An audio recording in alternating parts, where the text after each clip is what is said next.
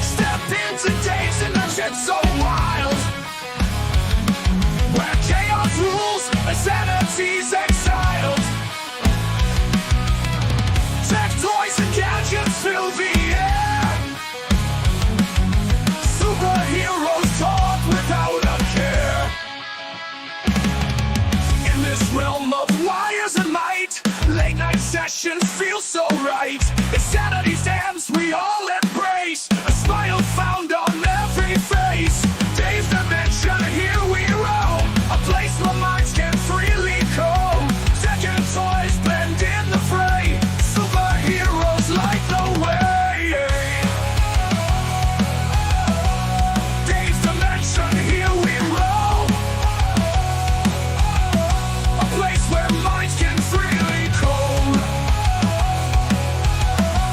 Second toys blend in the fray, superheroes light the way.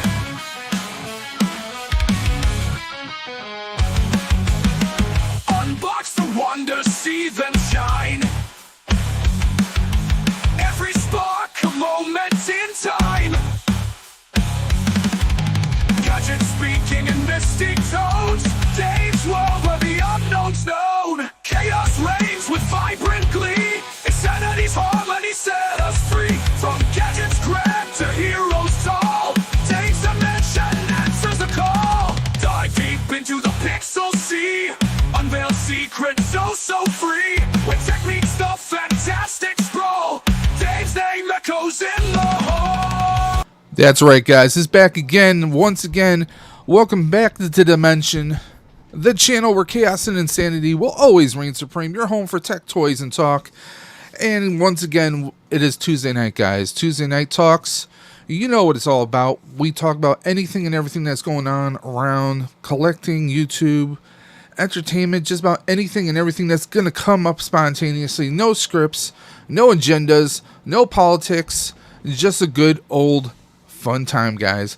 So we got a lot. You guys know I always say we got a lot to talk about, and we usually do.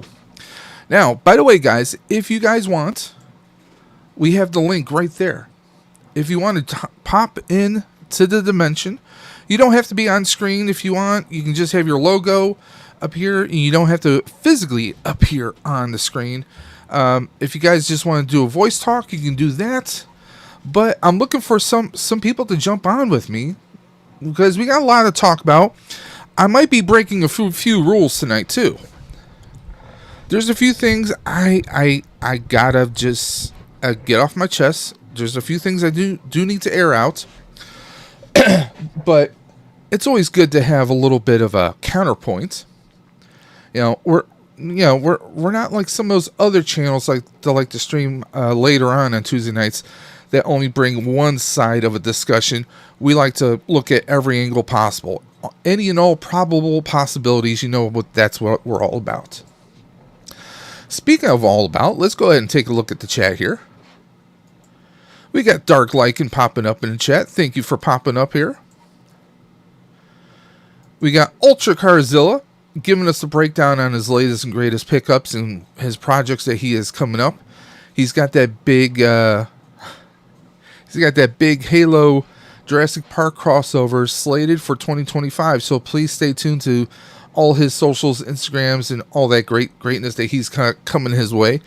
So he's talking about how he got, again, another eBay haul. His Jazzwares, excuse me, guys. Jazzwares Halo figures. Looking good. And here, finally, he's talking about his evolved Master Chief. I don't know what that looks like, but I'll have to check it out later. So badass, I displayed my combat evolved Chief against my Jurassic World carnivores. I bet it's looking pretty awesome. And from Rogue Toys, he received his 7th Star Wars vintage collection. I can't bring myself into the vintage collection. Hell, I even put my Star Wars stuff, my Black Series, I stopped shopping for them about last winter. It's been about a year. and I'm actually thinking of bagging them up very soon. And well, I'm also thinking of doing something similar to my Power Ranger collection, since the Lightning collection is no more. It's just a sign of the times. It is a sign of the times, guys. What can I say? Let's see what else we have going on. Everyone's saying hello to everybody else. Dark Luck saying hello to Ultra Cardazilla.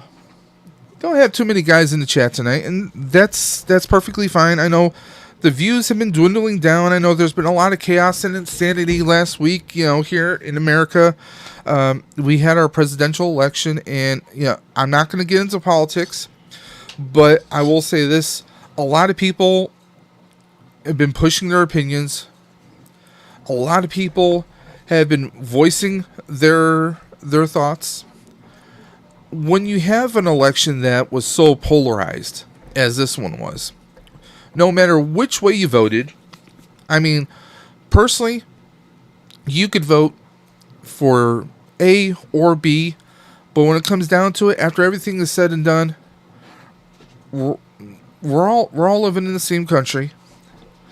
We all are the same people we were before the election, and I would like to think that a lot of us are still the same person we are after the election. When it comes down to it, we're still all in this together. I saw a lot of people doing their victory dances and some people rubbing it on other people's faces. A lot of that's unnecessary, guys.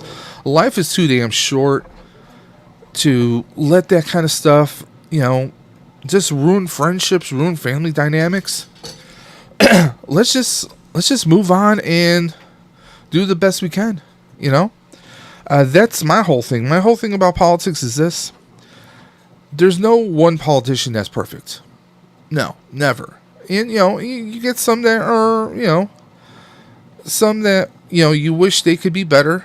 Some strive to be better, but you know what? Ultimately, most politicians are trying to undo the calamities and chaos that 10 or 12 predecessors have done before them. So it's all craziness. We just have to hope for the best and, try to make the best decisions moving forward. That's all I can say. But, guys, let's talk about what we came to talk about today. Now, we got Dark Lycan in chat. We got Ultra Cardazilla. I don't know if anyone else is going to be joining. We have 4 people. YouTube says we have 4 people watching. So those lurkers, drop a comment. Say hello. We're not going to kick you out the portal. Dave's Dimension, this channel is about having a good time. Having discussions. Even if you don't agree with those discussions, that's what it's about. It's about having a good time. I mean, when Dre the Collector Safe Space and I started the Outer Dimensions podcast, which will be returning in the future, we started it as the concept of 2 guys talking about movies, not always agreeing on those points of views, but having those great counterpoints and having those great discussions. And I think that's important for YouTube. To have someone to bounce ideas off of, to bounce different points of views off of. And I think that's something that is lacking with a lot of YouTube. Not all, but there are some YouTube channels that have been pushing agendas, have been pushing their political points of views or their religious points of views. I'm all for airing out your thoughts. If you want to share your beliefs, share your mindsets with everyone, more power to you. I respect you for that. But when you kind of gatekeep, when you kind of shut people down or shut them out because you want to control your narrative, certain channels I've been seeing doing this, where they like to say that they're open to everything, but they shut down certain narratives, or when someone brings up a comment or a certain point of view, they shut them down. You're not exactly open. You're not exactly open to the public, open to different points of view, unless it's your point of view. To me, that's gatekeeping to a point. But let's say hello to everyone else coming through the chat. We got the man, the myth, the Squatch himself. Am I late? No. Blue, you are never late. You are just in time. And I hope my pizza's nice and icy cold, just the way we love Papa Squatch's pizza. Blue Sasquatch in the chat, guys. Go ahead and check out Blue. You can always catch Blue on so many different games, Fortnite. Blue, you play Destiny as well, don't you? I mean, he's one of those guys. He does occasional streams, but Blue, man, he's a hell of a gamer. You get Blue on your squad, odds are you're going to be pulling up a dub. Let's take a look. We got the man, the myth, the prop master extraordinaire, Millennium Workshop, Rex and Effects himself. Good evening, everyone. Dave, you're going to freak out when you look at Instagram. It's done. Oh, it's done. Am I going to have to go to Instagram right now? Let's take a look at Instagram.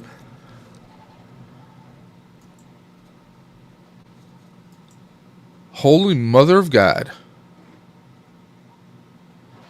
If you guys aren't following Millennium Workshop on Instagram, I don't know what you're doing with your lives. You need to. Damn, Rex. Damn. This guy does some amazing work. Rex, I'm not going to show it unless you tell me I can. If you give me the thumbs up, I'll share it with everyone on stream right now, or they can just go and check out your Instagram. Millennium Workshop, he makes some of the craziest stuff.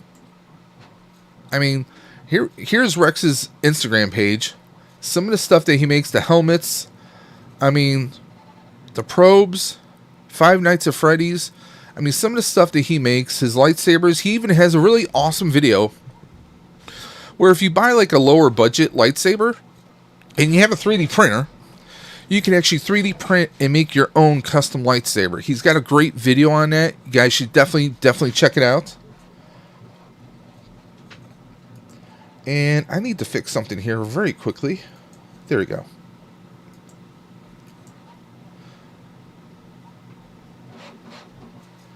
I need to fix a few things here, guys. There's a few people in my chat that don't have wrenches to their names. They now have wrenches. There you go.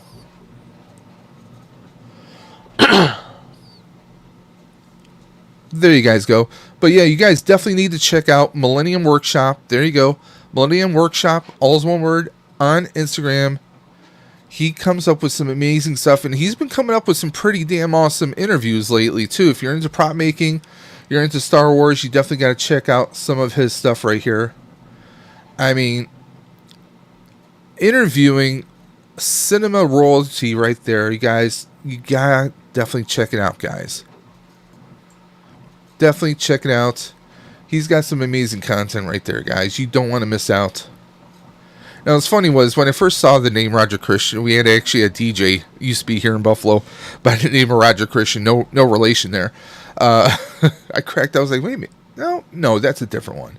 But yeah, Rex has, I mean, he makes some of the most amazing stuff. Here's, I think this is the video he's talking about where he 3D prints parts and shows you how to paint them and sand them to make your own lightsaber with like the guts of a cheaper lightsaber, and bada bing, bada boom. There you go. Bob's your uncle. I mean, he's got a whole detailed video on how to do it, guys. Just look at some of the amazing props that he makes. Rex makes it look so damn easy. He does. I swear to God.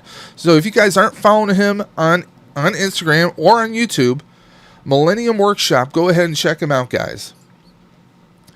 Even if you think this is beyond your skill level, the only way to start on anything is by taking step-by-steps. And you're going to learn, I mean, just watch a couple of videos, you're going to pick up little tips. Start small and then work your way up, guys. I mean, that's the only way to go. But let's catch up here. Everyone's saying, Blue, what's up? Everyone's saying hello to everybody else. Oh, we even have the Maven of Madness, a.k.a. Fortnite Breezes. I hope you're feeling better. She's saying hello to everybody. Thank you for coming through. Now with the stream, the Maven has graced us with her presence. So now we're official tissue. There you go. Coming in the mail. Oh, Ultra Carzil coming in mail this week with from Inthantos. I'm probably saying that wrong. Unlimited.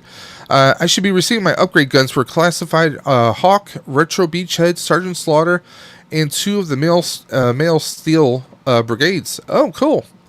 I have a little project coming through the pipeline very soon. I'm actually going to be doing the upscale version for Sergeant Slaughter's tank for classified series at some point. But I got a few projects I'm doing right now. Let's see what else we got coming through. Everyone's saying hello to the Maven of Madness. All off of the P1S.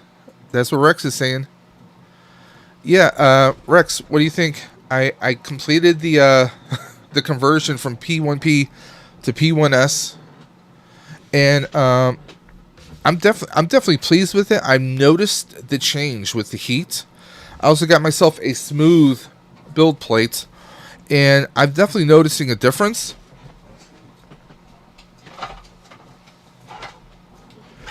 Now, those that don't know, as if you didn't know, I'm obviously into Ghostbusters, and I'm planning to... Oh, you can show it. Video drops this Friday. Okay, let's go ahead and show what Rex... There you go. Rex made this, guys. Look at this insane... Just look at that insanity right there. Rex made that. This guy, I'm convinced this guy can make just about anything and everything out there, guys. And we got Cobweb popping through the chat, saying popping in to say hi, getting ready for work. Have a great night at work, Cobb. We'll probably see you on the on Oz's Clubhouse this weekend. I'll be in the chat lurking and twerking. You know how it goes. Everyone's saying hello. Getting there, Maven says. We got Nerd Affiliated into his ass. What's up? Everyone's saying hello to Nerd Affiliated. Maven is saying hello to Ultra Carzilla. Of course, Rex gets a shout out. Nerd Affiliated is saying hello to Ultra and Rex. He's saying hello to Cobb and also to Maven of Madness. So, we got a lot to talk about, guys. We got a lot to talk about. A couple things I want to talk about is this year, I'm asking you... by the way, before we do that... Now, Rex, I attempted to make a cyclotron for my Proton Pack with my P1P before doing the upgrade. You can see she came out very messy indeed. I tried to do it flat with supports. Did not turn out too well. Now...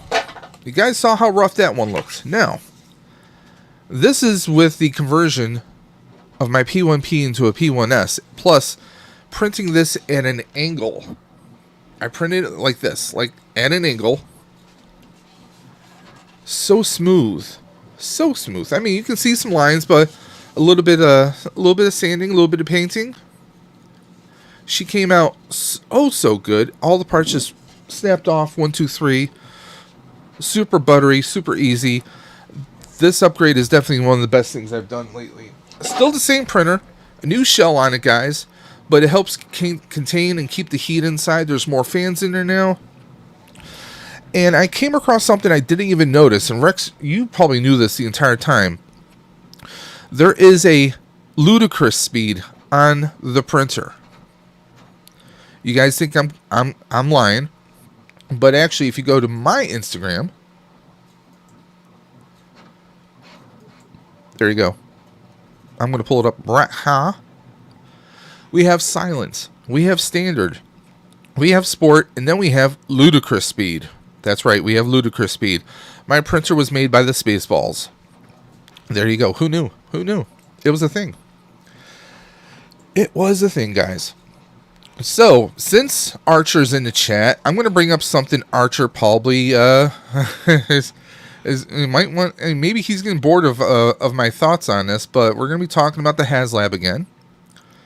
We're going to be talking about that in just a few minutes. Maven saying a hello to Nerd Affiliated. El Presidente himself. That print is wild. Which one? The smoother one? This is without sanding. I mean, you can see the print lines on here, but a little bit of a, like, sandable primer. You know?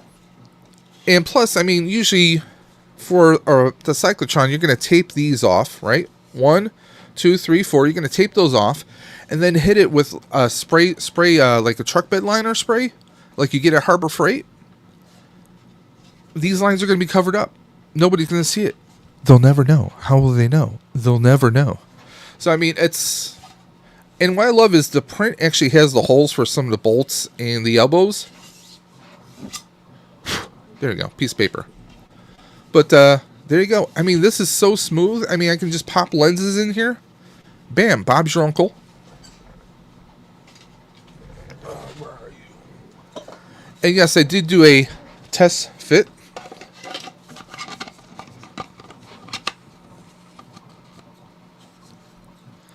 Like a glove. So there we go. So yeah, I'm going to be printing parts here and there. I'm probably going to be printing 1 or 2 parts. Like, I'll do a project here, 1 or 2 parts, another project, another part, another project I'm doing, so I'm rotating it. But I am actually printing a couple sets of these Doctor Who TARDIS and Siege Mode cubes. I actually have someone who's buying 2 sets, so I'm going to be shipping those off. I'm actually printing one right now in the P1S. Let's just catch up. Everyone's saying hello. What's up to Nerd Affiliated? That is an awesome print. Oh, just you wait. So you know nothing yet. I have such amazing plans in store. It's scary. Let's just catch up. What a smooth print. Yes, there is. Bored of talking about Haslabs? Never. The wild comment was about Rex. Okay. I think if you print a whole 84 pack and are these mods, or, oh, I forget, you print a whole 84 pack or are these mods?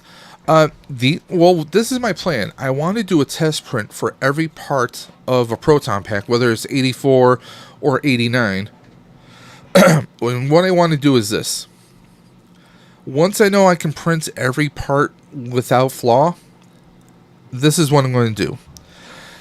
Any of my friends who wants parts printed, I will be more than happy to do that as long as you pay for, the cost of the filaments and, some of my time. Pretty simple. I'm not trying to make a buck. I'm just, if I can help out some friends, they need some parts printed, I'll print the parts. Second, as you guys know, I once built or heavily modified a 80% scale Spirit Halloween pack into a Back to the Future pack. That's what I'm planning, guys. I do plan on building a new Back to the Future Proton Pack Mark III. And this one is going to be 1-to-1 scale. And the fact that I'm building it from scratch means I can do so much to customize it. Oh, yes. Oh, there are so many ideas that are coming through the pipeline. Every time I think I have an idea, 3 more ideas come through. So if you're asking, is it a whole 84 pack or are these mods? The answer is yes. The answer is always yes. Imagine you printed a 1/118 or a 1/18 scale HK aerials and HK tanks, because that would be badass. Okay. Rolando Flores, the multiversal moderator, is in the chat. Let's see here. I want to catch up. It looks like everyone has wrenches. I like seeing that. By the way, guys, if you need or you desire to drop your own links, feel free to do so, guys. So let's talk. Oh, there's a couple of things I want to talk about. I want to drop this nugget in the chat first. Okay. Ride for Roswell. You guys know I do the Ride for Roswell every year. Stream for the Cure. We do the Stream for the Cure, which helps benefit Roswell Park and the Ride for Roswell itself. Here's their main website, Ride for Roswell. You can see the bell they ring for those who are cancer survivors. And you see it's a big family event. Tons of bicyclists from all over Western New York. You guys know I usually do the Canada ride from downtown Buffalo into Canada, across Niagara Falls, and then back down to University of Buffalo campus, which you see featured in this video right here. But this year, I think I'm going to do a different route. I think I'm going to do one of the country routes that's a little bit more complicated, a little bit more harder to do. So I'm thinking of doing that. But I need your guys' help, okay? The first 2 years, we did amazing fundraising. I'm talking Stream for the Cure, not talking about the Ride for Roswell, but we fundraised through Stream for the Cure, and we raised a ton of money for Ride for Roswell. This past year, that was not the case. We raised money, and that's money that wouldn't have been raised by Ride for Roswell if it wasn't for the stream. However, they were very low numbers. Personally, I was feeling bad. Bad that, I felt like, could I have done more? Was there something I could have done more to make it more entertaining for you guys? Was there something more I could have done to spark more attention, more attraction, and raise more money for the cause? That's what I was feeling. So I'm asking you guys for help. I want your thoughts and opinions. I want to redo the Ride for I wanted to redo the Stream for the Cure this year, but we're going to reinvent it. Now, it looks like someone was just trying to come in. I think that was Dark Lycan. Baz, if you are still in the chat, go ahead and click it, and I can bring you in. But what I'm asking is this year is I want your guys' thoughts and opinions. If there's something you would like me to see during the Stream for the Cure stream, and I am planning a massive stream this year. I want to do possibly 24 hours, if not more. I want to do a longest stream I've ever done is about 10 and a half hours. Okay, I want to do potentially a 24-hour stream. I want to raise as much as we possibly can, but I need your opinions, guys. I need your thoughts. What do you guys want to see? Do you want us to do giveaways like we've done before? Do you want me to do maybe trivia challenges? Where maybe we'll do some prizes for different trivia. In fact, I still have the John Joker trivia belt, and I'm willing to put that up as a prize. Do you want to see me do like a version of the Hot Ones, where I'll buy the Hot Ones sauces, and I have a question from each and every one of you guys, and we'll see if I can make it all the way through the gauntlet. So there's a lot of different ideas out there, but I need your thoughts. I need your guys' voices. If there's something you want me to do, I want you guys to message me at Daves_Dimension on Instagram, or email me at davesdimension78@gmail.com. Again, the Ride for Roswell is something that gets personal for me. So, this is something that I really want to excel. I really want to help make a real difference. The first year was amazing. The second year, we did amazing well. But this last year, I don't know what it was. I know this year has been crap. It's been terrible. It's been hard on a lot of people. But what I'm asking is, I'm asking for your help, for your thoughts, your inputs. I also want to open up Stream for the Cure for any other channels that want to participate. If someone wants to be featured on, or if we want to feature or allow other channels to come in and promote themselves, or to do any kind of, partnerships, I'm willing to do that. This is about raising awareness, raising money for Ride for Roswell this year. I know it's November, and the Ride for Roswell doesn't take place until June. Stream for the Cure usually takes place around April or May. But I figured if we're going to be a success this year, if we're going to make the impact that I'm hoping we can make, I figured we should start planning right now. When I say we, I mean you, all you guys. I always say that we are the dimension. It's not just me. There are other people. And there we go. Hey. Hey, how you doing? How Yeah. you doing, huh? Not too bad, Dave. Not too bad. Yourself? I'm above ground, you know. I'm above ground. So like I was just saying, Stream for the Cure is something we do every year. And I'm asking people for ideas. What do people want to see on a cancer fundraising stream? Because in the past, we've done it where you donate $10 to the Ride for Roswell, you take a screenshot of it, you message it to me through Instagram or Twitter or email, and I now have that proof that you donated $10, so your name gets entered in on however many wheels we have. And we do an elimination wheel, usually is about 5 or 6 or even 8 prizes. But this past year, we only had a handful of people. Like the first year, we raised over $2,000, I think. The year after, I think we did around 1,800, and this past year, I think we did. It might have been $4 or $5, maybe $100. So, and I know that everyone and their grandmother is doing streams nowadays. Everybody and their grandmother's on Instagram and on all socials, on YouTube. And I get that this year's been kind of a crappy year for a lot of people, but it kind of made me think, like, what more can we do? You know? So I'm going to put my body on the line this year. I'm proposing, at least for some of the stream, I'm planning to do the hot ones, if you know what that is. The chicken wing challenge? Yeah. Have you ever heard of that one? Yeah. But what I want to do is and I'm willing to do this. I want to do this. I'm at least going to do it on my own, but I want to also invite other YouTubers to do it. Because obviously, one, who doesn't love chicken wings, right? And two, what's better than one YouTuber putting themselves on the line than having multiple YouTubers put themselves on the line? Well, there's one question that comes to mind is that if you're going to do that, speak to Peaky Arrow, because he's done that a couple of times. He's done the spicy. Yeah. Spicy. Yeah.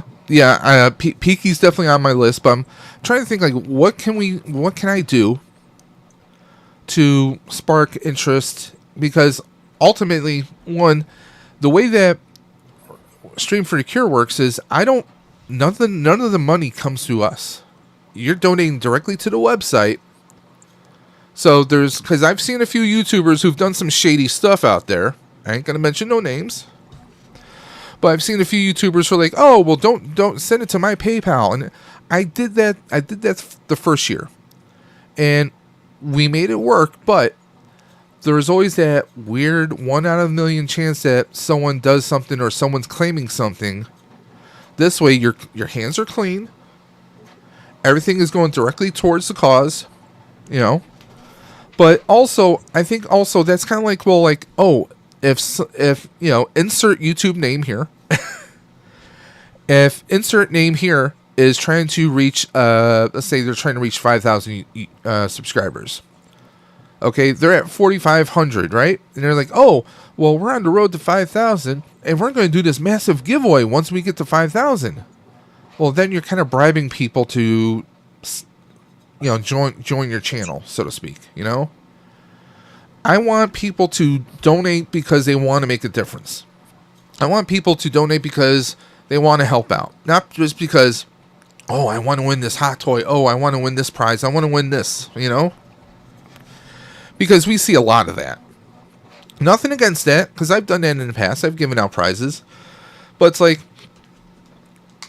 are you there for the cause, or are you there just because you want to win that prize? So that's where I'm kind of at, because like last year, I bought prizes throughout the year, and I set them aside, and either people weren't interested in them, or something else was a factor in the whole situation. But, and honestly, I mean, the money I spent last year, one, I was making a lot more than I was last year. I was making a lot more last year than I was now. I actually took a pay cut this past year. So buying prizes is not exactly in the books. So I'm looking at alternatives to help generate. Like, I'm looking at possibly doing a 24 or 48 hour stream where I will be awake the entire time. Which I've never done before. You could have like some sort of games, like quizzes, try and get the community. Yeah. Well, see, about 2 or 3 years ago, during one of the first streams, first stream for the Cures, we did a trivia. There was a prize that we did, courtesy of John Joker, and John Joker did a separate stream of his where he was doing a trivia contest. Well, this idiot won the trivia contest, so I actually have a championship trivia belt. Like a wrestling belt. And I'm willing to put that up as a prize for whoever wins. Since I was the champion who I'm that world champion of that belt, I'm willing to put that belt on the line and ship it to whoever wins. So that I'm willing to put that up because it's for Ride for Roswell. It's for cancer. So I'm willing to do that. So that's one thing I want to do is I want to try and find the new formula, the new algorithm, if you will, for fundraisers. Because Dre and I, the Collector's Safe Space, we tried to do a school lunch fundraiser this past October. I think we had one person donate. Just one person. Which was pretty abysmal compared to last year. We were giving out a hot toy. We were giving out all these different prizes. And we had prizes to give out. But nobody hopped in on it. I don't know if it was because here in the States we had 2 massive hurricanes that struck the lower East Coast. So I don't know if that's a big factor because a lot of people in the circles that we mingle in, a lot of them are, there's a few people out west, but a lot of people are kind of like East Coast or Southern East Coast. You know, we have a handful of people in Texas too, but I mean, maybe it was just bad timing, just bad planning. I'm hoping we can do. Me and Dre will launch it again next year, but maybe aim it more towards the summer, like in midsummer, hopefully. But it just seems like it's kind of like if you look at even the Haslabs. You know, you have a campaign. When it doesn't work out, you kind of have to take a step back and say, okay, why did this not work out? It worked out before. It didn't work this time. So what do we have to do to make the next one work? You know. See, the thing that I've actually noticed is that see when you actually put in for a giveaway, folk are only watching it or either watching the stream or putting donations just so they've got to think they're going to get the giveaway. Yeah. So giveaways, they're not interested in things. I've noticed that because I do a live stream on a Thursday day with Mark co-host Dave Boyd, and every time Dave decides to do a small giveaway, your stream seems to go nuts. Yeah. And if you don't do that. Well, speaking of giveaways, I came across this. Now, anyone because I know last year when we did the school lunch fundraiser, one of the prizes was a hot toy. And the one who won this was this guy right here, Nerd Affiliated. He actually won his first ever hot toy courtesy of that.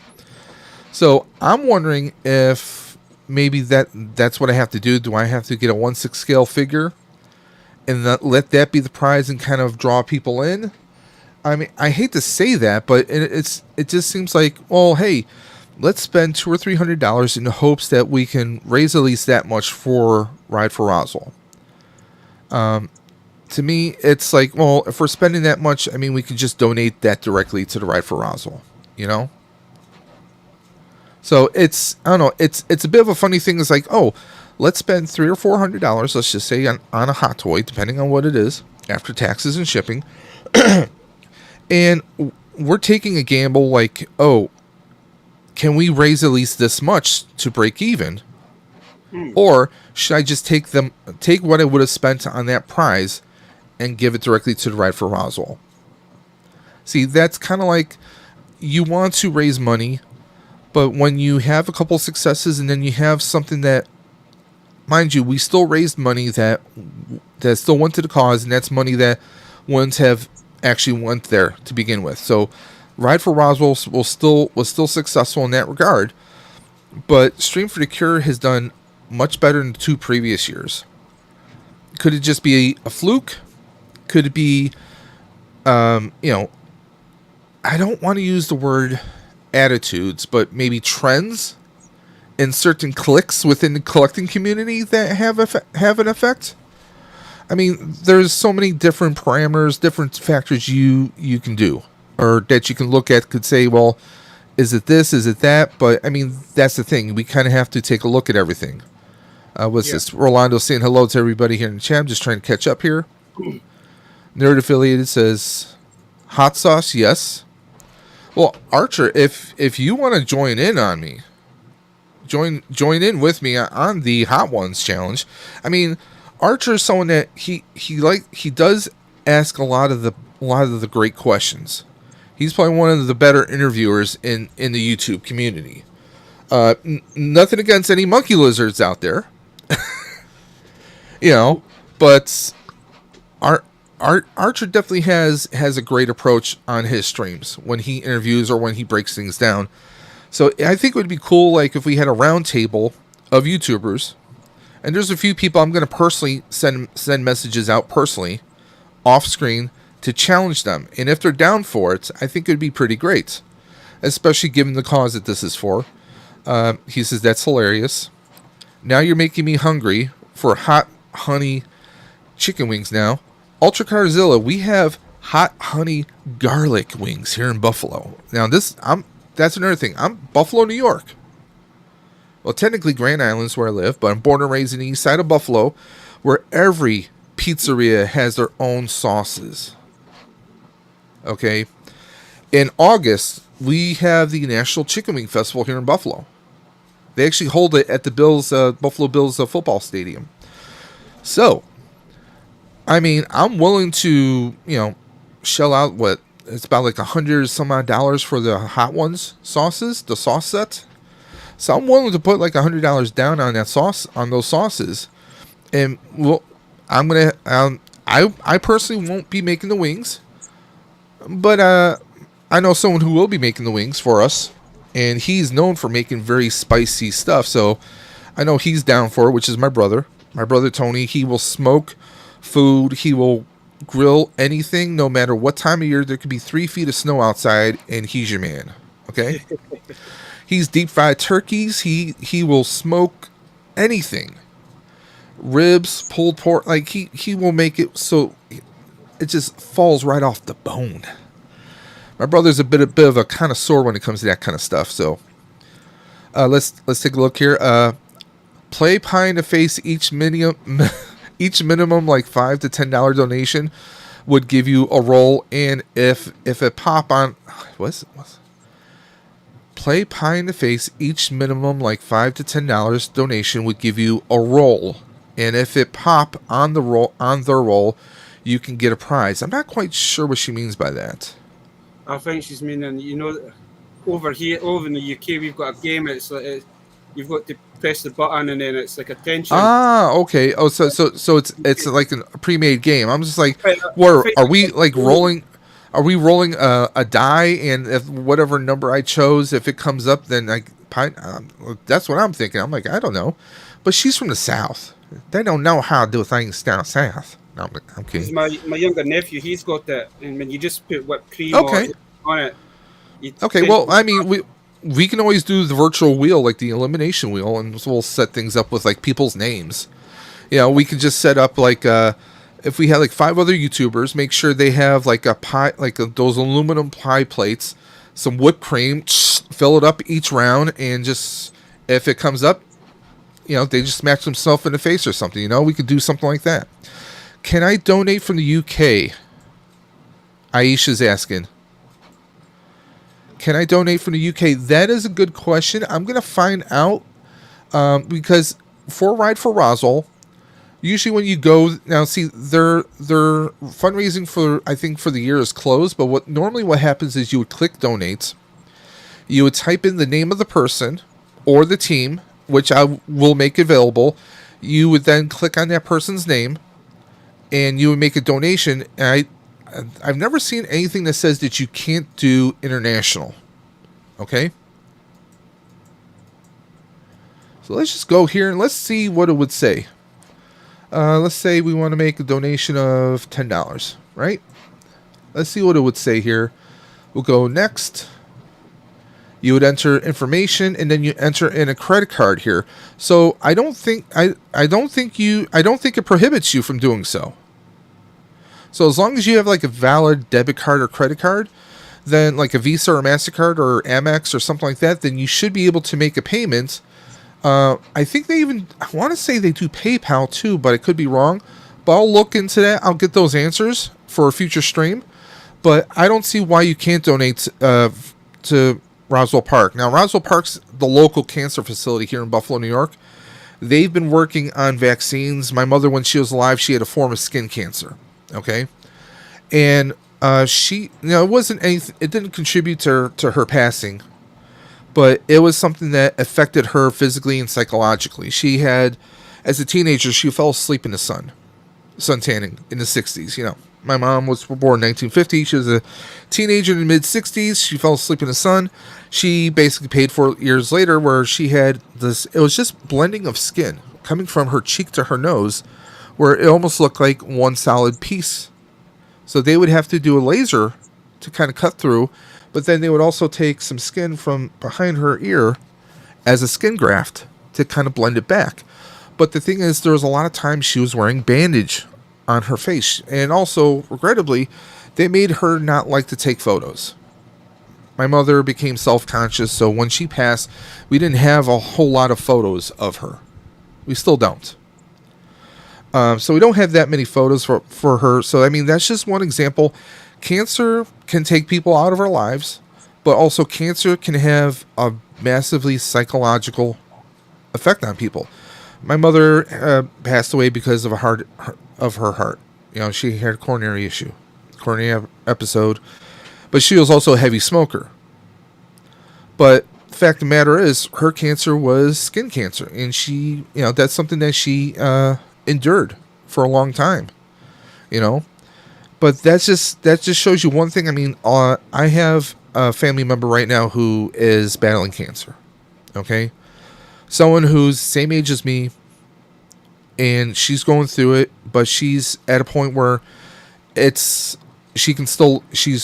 living. She's on a regime.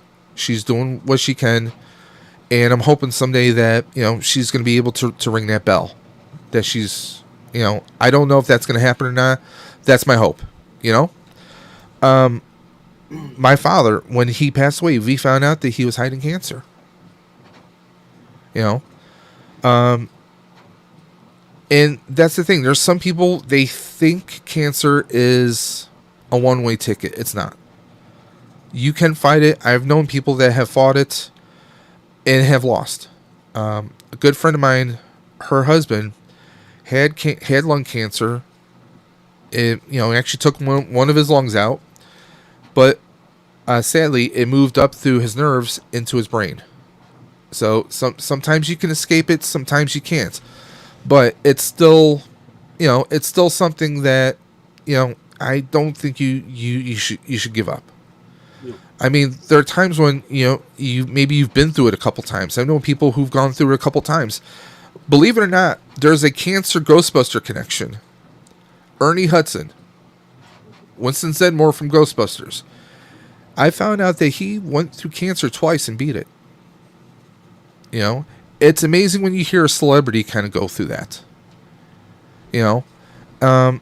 Hearing stories like that bring you hope. When I do the ride for Roswell, I'm at the start line. It's not a race, but there's a starting line. And what they do is they talk about how much money they've raised the previous year, how much money they raised this year so far. And then they ask, anyone who is a cancer patient or a cancer survivor right now, raise your hand. You might think it's 4 or 5 people. It's more like 20 or 30. and you can't help but just be blown away by it.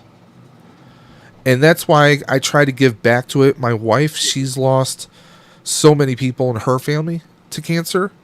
She's the one that got me into the Ride for Roswell. For the first couple of years, I was like her bike mechanic. And then for what, this is my, it's going to be my 5th year now? Yeah, this is going to be my 5th year riding in the Ride for Roswell as an actual bicyclist. So, but, you know, it's just like every year I step up my route, and I just want to step up my game to try to do what I can for everyone else. I only ever donate to causes, not to gain anything. And you're amazing for that, Aisha. And I appreciate Rolando throwing the link into the Ride for Roswell. Mega Demon is saying hello to the chat. We got, yeah, Archer says, yep, his first hot toy. I'm in the kind of same boat as you did, because that is kind of close to my heart, because last year, I just actually realised what the date was today, is that last year my mum got diagnosed with lung cancer, and but unfortunately she lost her battle back in February. Okay, I'm sorry. It actually spreaded, so this year's been tough for me, just getting over the loss of mum, because mum was like my hero kind of thing. As I say, is that she was like she was her superwoman. She was her superhero kind of thing. I mean, she was the only one that kind of understood my thing with this kind of thing. Dad's now kind of coming around when he realizes is that some of the stuff that you've got, how much it's worth, and kind of thing. Because they've come up to Scotland 2 weeks ago. We went to a big toy fair up my way, and Dave just went mental and bought it. But Dad got really interested, and it's the first time I've actually seen him kind of sit down with somebody to talk about toys and the collections and the value and all that. But my mum always took the mickey at me, especially when I brought the Power Ranger old staff in. She's like, "What are you going to do?" But she nearly had fun with me kind of thing. Even she went to a couple of toy fairs when we had like the local ones kind of thing. Well, it's like this Christmas, I'm dreading this Christmas, because this will be the first Christmas without her kind of thing. And yeah, and in all honesty, it's something you don't get over. As someone who both his parents are gone, it's not something you get over. But the one thing that always made me feel a little bit better, or kind of not better, but made me be able to move forward, to step forward, is what you just did. You were just talking about your mom, sharing thoughts, sharing memories about her with other people. Well, I'll show you one item that, because we weren't too sure she was going to survive last Christmas or not, so she got us all together. She all got us a gift. I was quite surprised. She says, "I know it's not the one that you wanted, but," she says, "I know you were talking about getting one of these at some point." So my mum actually got me my first hot toy. Oh wow! So that's awesome. She got me the Mandarin.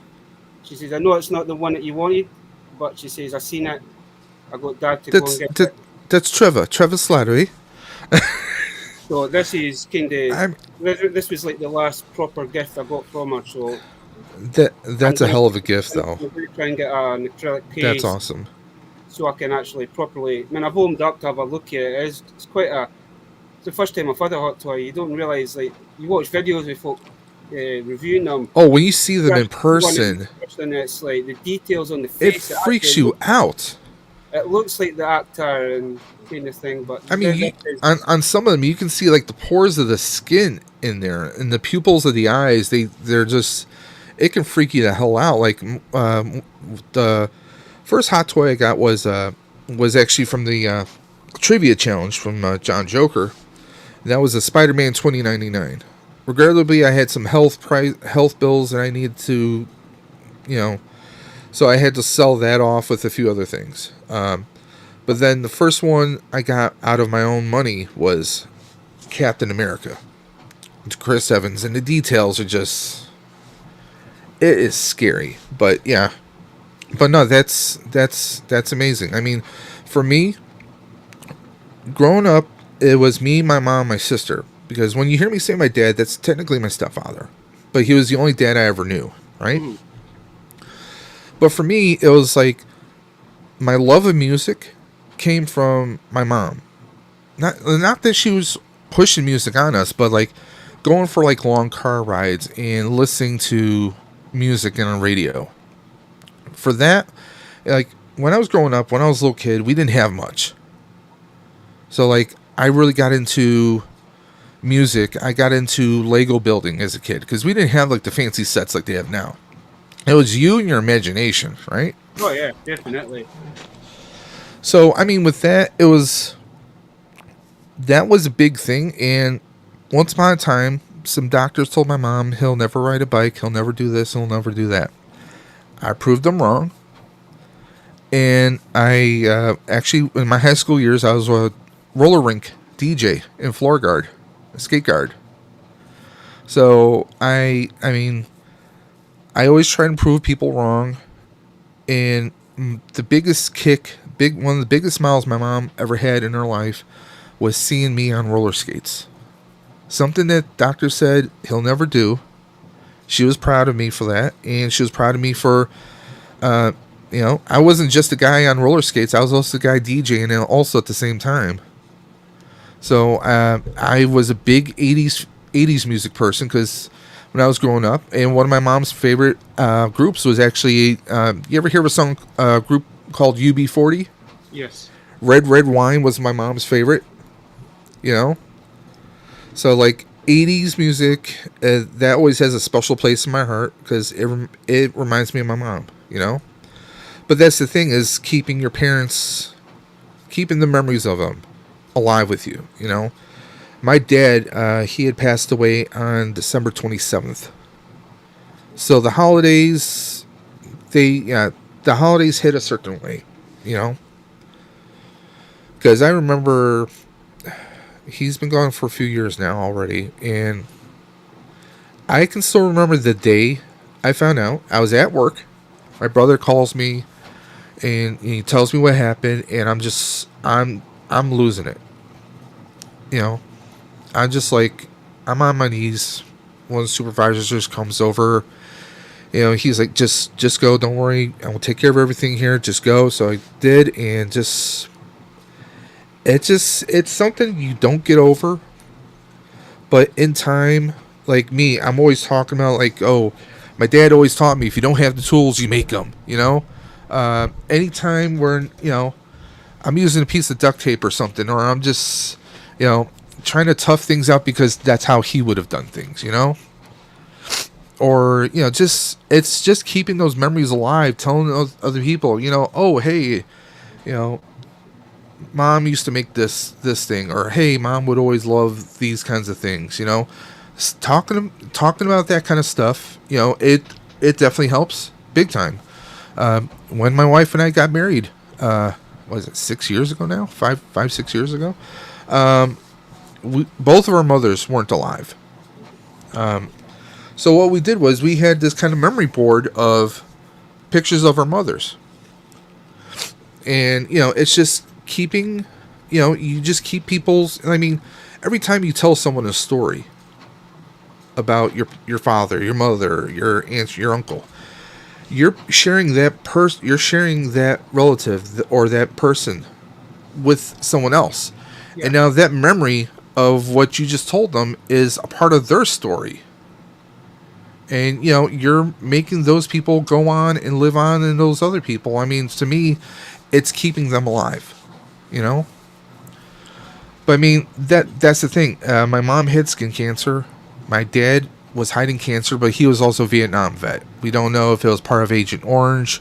He had a lot of health issues all throughout his life. But we found out after he passed away that he was hiding it from us. My grandfather was the same. My mom's dad was the same. When he got cancer, we didn't find out until he passed it. That's what got him in the end. He didn't want to be a burden to anybody, so he kept it to himself. He didn't want to put my grand through the stress. He didn't want to put Yeah. his daughters through the stress. He didn't want to put his grandkids and his great grandkids through that. So he kind of just kept it to himself. And well, see, that's the thing. Dre, when I met my buddy Dre at Collector Safe Space, we did this. We were part of this mental health stream that came about like 2 years ago. That's how he and I became like best friends, because a lot of people, like, especially, and I'm not trying to be sexist in any way, but majority of the time it's guys who feel they have to be tough, that they feel you have to hold things in. And my dad was that person. You know, he was that John Rambo type. I mean, the guy drilled through his hand by accident. He didn't stop it. He kept the drill going because he knew if he stopped it, his flesh would get caught up in the grooves of the drill bit. And he pulls the drill out and he just says, "Hand me some paper towels and some duct tape." And he continued on the rest of the day like it was nothing. You know? I think all fathers are like that. 'Cause my dad was like that as well. My dad worked in the construction business for many years, and the amount of times he come home with cuts and Oh yeah. they weren't like your normal cuts. These were like an inch deep kind of thing, and it'd be a bit of toilet paper with from and bit of from Yeah. electrical wire around it kind of thing. And Mum's like, "What the hell you done?" Aisha mentions cancer causes are close to her heart. She lost her father to it, and she was recently diagnosed with breast cancer. Mike Davis is in the chat. He's a fellow Ghostbuster out there in the world. Let's see, catch up here. Duff is saying hey to us, both of us saying hello. Duff, is good to see you in the chat. Everyone's shown words of appreciation towards Aisha. Everyone's saying hello to everybody else, but yeah, I mean that's the thing for me.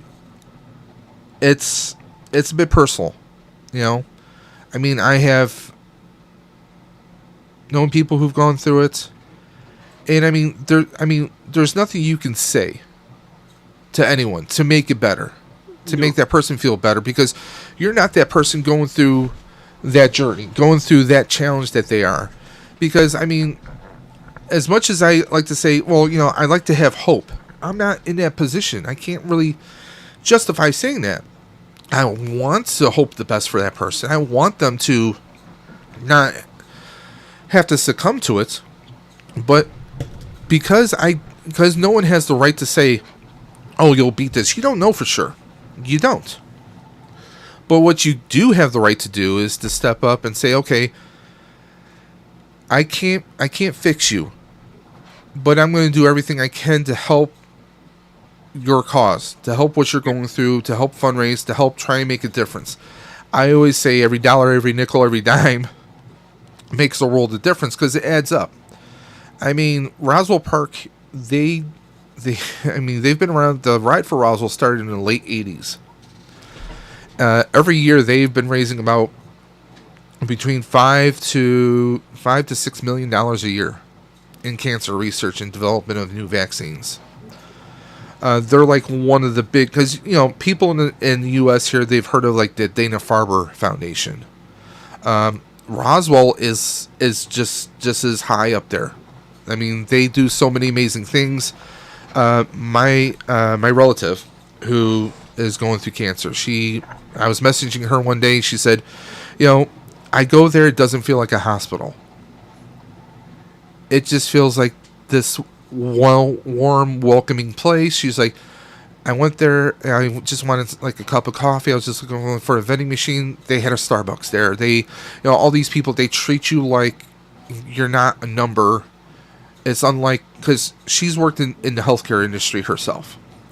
She said it doesn't feel like a hospital. It feels like just a welcoming place.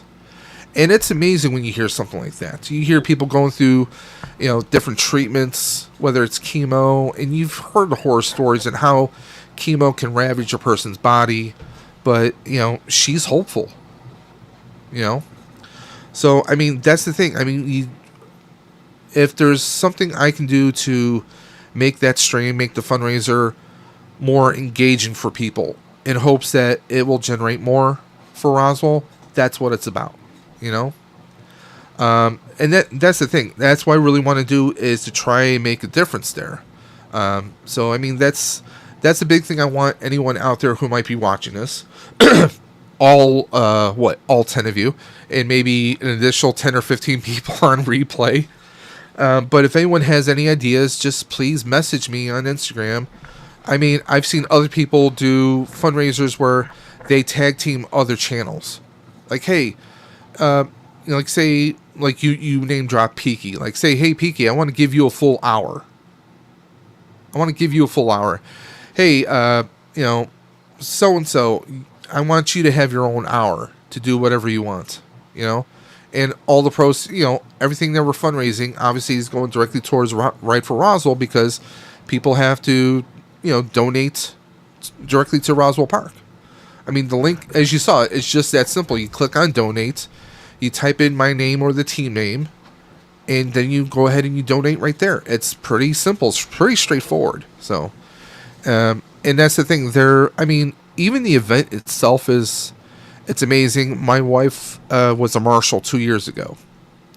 What a ride marshal does is, if someone breaks down, they help them. If someone falls off their bike, scrapes their leg, or they need attention, bam, doing first aid. I mean, they do so much there. They have, and actually, Buffalo, New York has a lot of bike paths, which is really great.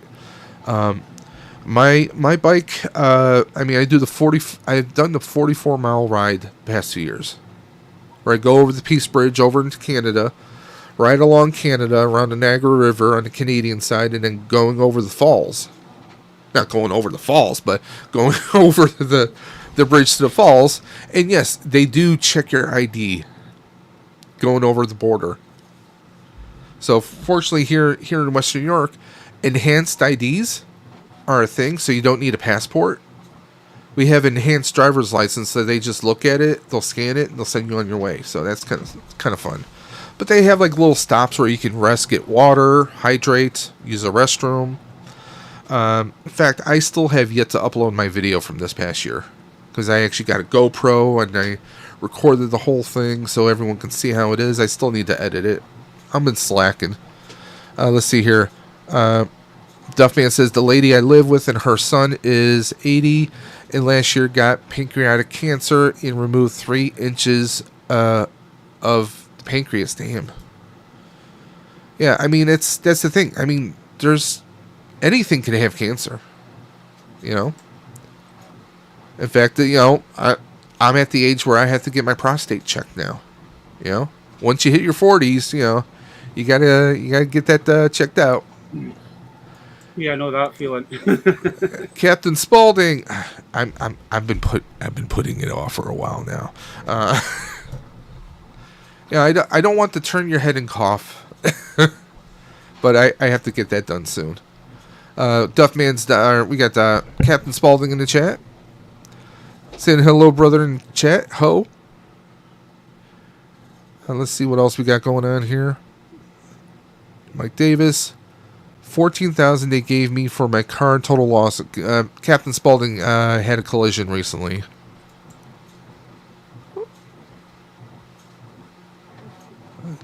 Well, I hope that helps. I don't know if that's what your vehicle was worth, but I hope that was close to it. I don't know if that's Blue Book value, but hopefully that's, helps you in some way. I don't know all the details, so I can't really speak to that. Mission 2, bro. I'm still... Let's see here. Duffman, it looks like he's saying it to Spaulding. Miss you too, bro. I'm still trying to get my car back on the road. Just waiting on some better weather to paint it. Good luck on the better weather. I mean, the weather is starting to turn lousy here in Western New York, so I can only imagine where you are. I'm gonna go see if I can buy one. Been out since July. I'll be honest. I don't know how the auctions are where you are, because Captain Spaulding's in California on the West Coast. My dad, when he was alive and we needed like a family car, our cars weren't the best looking cars, but they ran.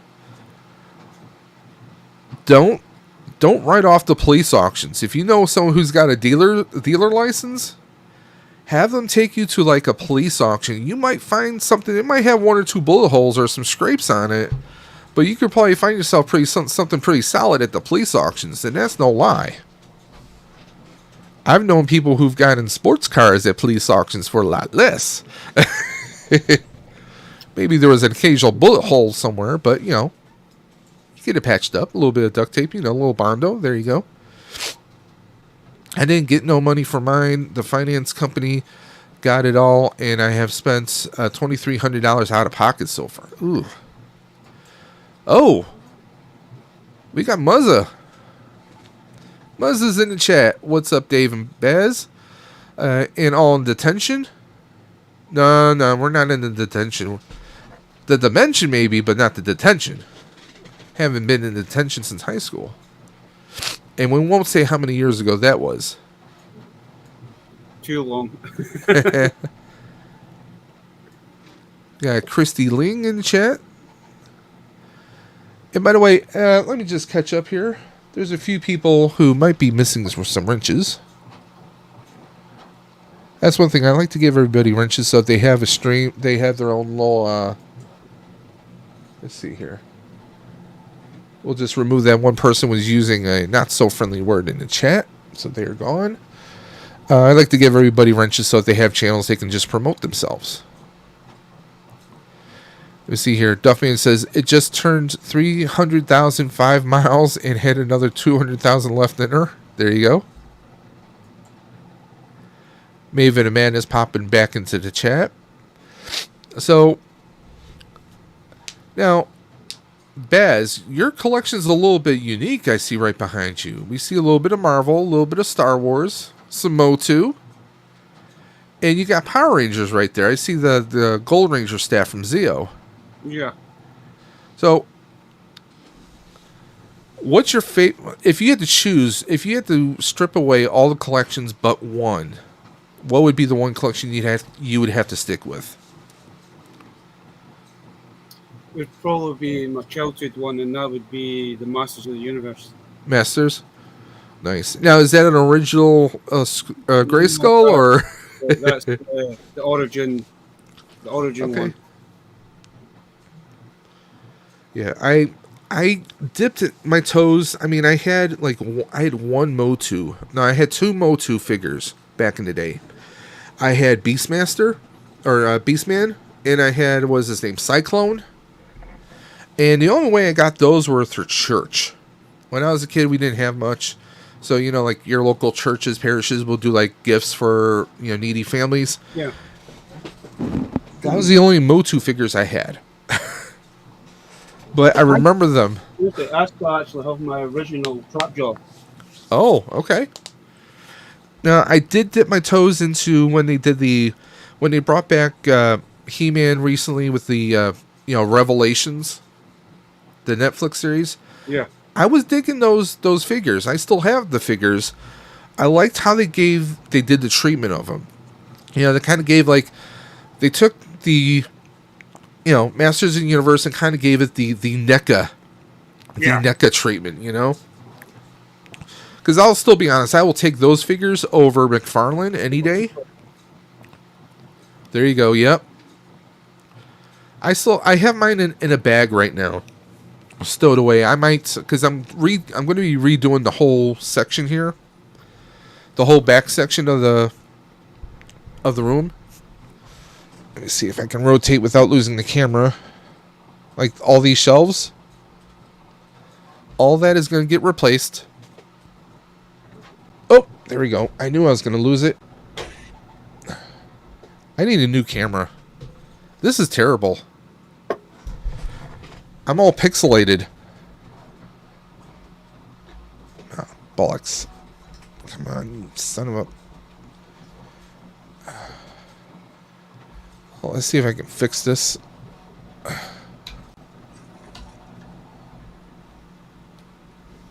you guys still hear me? Yeah. There you go. So, there you go. I did the garage shelving hack. Where I have... those are all Hot Toys, by the way. But then, well, if I can move this out of the way. Like, I have a whole ton... Like, I have, like, 3 bookcases worth of, like, figures from, like, Marvel Legends and G.I. Joe on one section of garage shelving. So it frees up a lot of space. Let me see if I can rotate this back. You know, you can see one of my proton packs. I have 2. And I've got more from my Marvel stuff there. I've got all my Black Series, Yeah. Star Wars, Marvel. My Power Rangers. Got the Power Rangers section right there, but I'm thinking of boxing up the Lightning collection since Lightning is dead. That's what I did, man. I've still got. I've got. I was kind of late into that collection, into that line. So I was just picking them up when I seen them cheap. Mm-hmm. But last month I ended up just boxing them all back up again. Well, I know this might sound sacrilegious, but I just sold. I have the Zap Megazord, Mighty Morphin Megazord, and the Dragon Zord, and I sold them off about a week ago. Because one, I didn't like how cheap it felt. Hasbro's attempt at Megazords, they felt really cheap. And I'll be honest, I noticed some of the plastic connectors for these Megazord were already were like not even a year, turning color. So that tells you how cheap it was. And mind you, I have a window right here. Sunlight comes in like over here, right? They're all the way on the top of the shelves where there's no sunlight, but they're still fading. So now I am actually more of a fan of the Super 7 Ultimates Zords than those.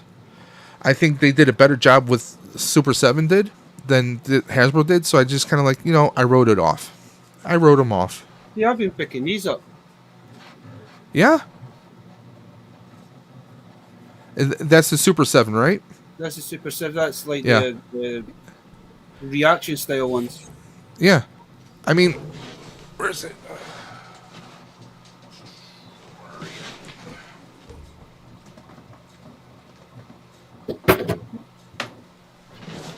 I mean, you can't go wrong with this. No. Oh, no, definitely. I mean, they feel heavy.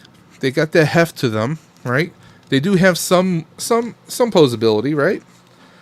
And what they did with the rockets coming out, that was top notch. Way better than the little plastic thing that Hasbro was doing. But I want to bring up something else that I wanted to talk about, it's something. We're going to shift from talking about one kind of hospital stuff to a different kind of hospital stuff. The Haslab, which is on life support right now. The Ghostbusters Haslab. It's not doing too well right now. If Archer's still in the chat, I'm sure he he knows what I'm talking about. What's it? Maven is saying, "You're welcome. You have a good community here, and this guy named Dave Dimension is great guy to talk to anytime." I heard he's a bit of an idiot. That's what I heard. I don't know how true it is, but I heard he's a bit of an idiot, a little bit of a weirdo.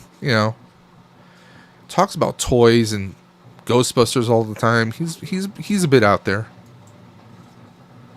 But I am here to talk to anytime too if you need to.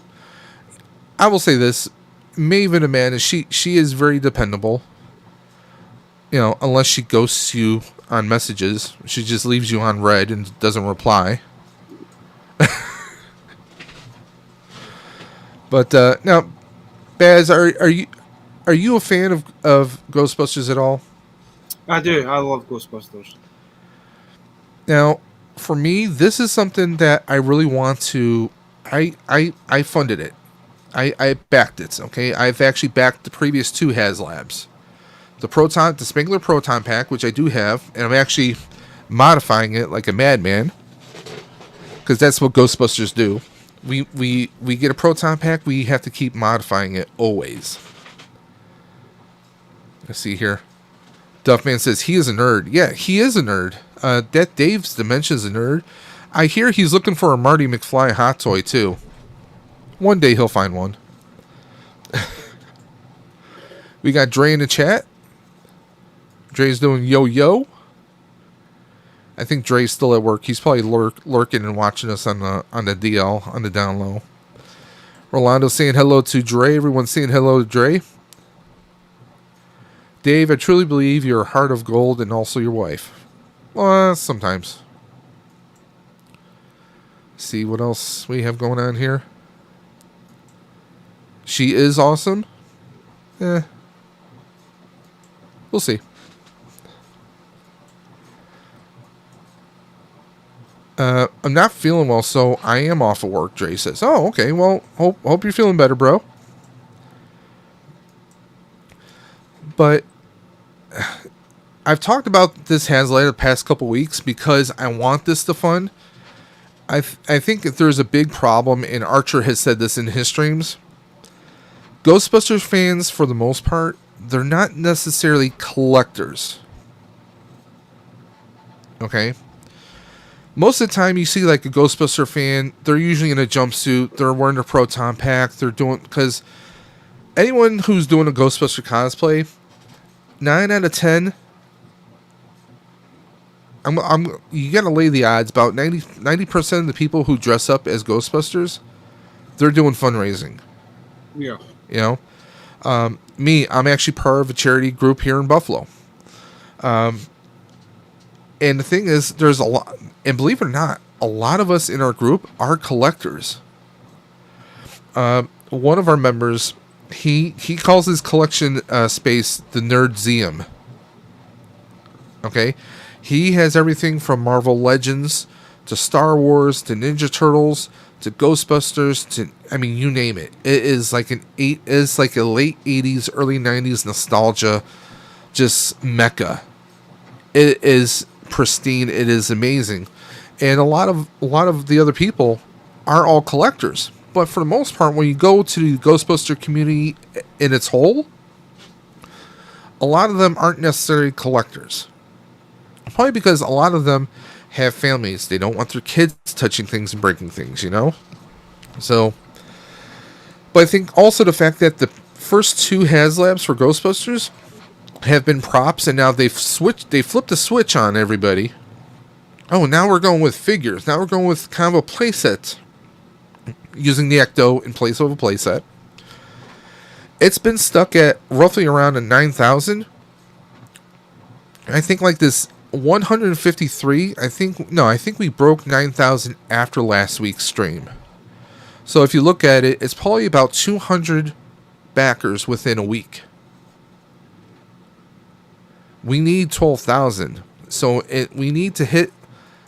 I mean, do the math. We have what, another 2,847 to go in 20 days.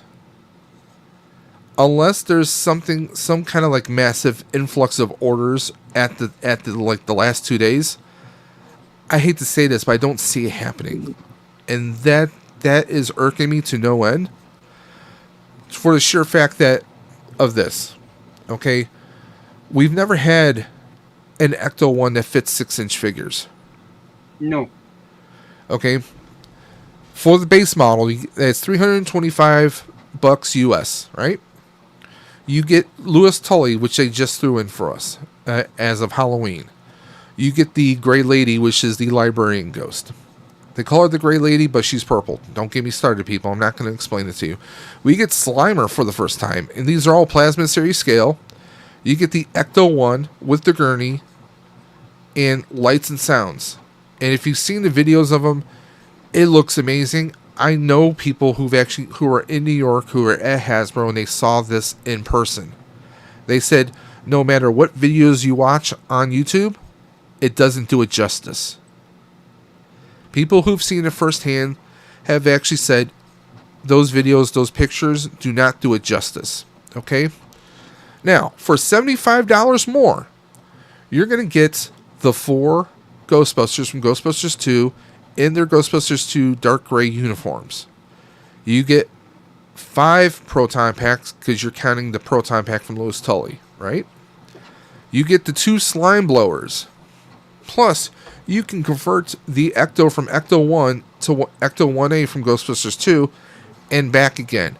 Now, the decals are not permanently swappable, but I think you get so many sets where you can swap it out. Okay? But still, to have that ability to swap it back and forth, even if it's a handful of times, and you're getting, I mean, if let's do the math here.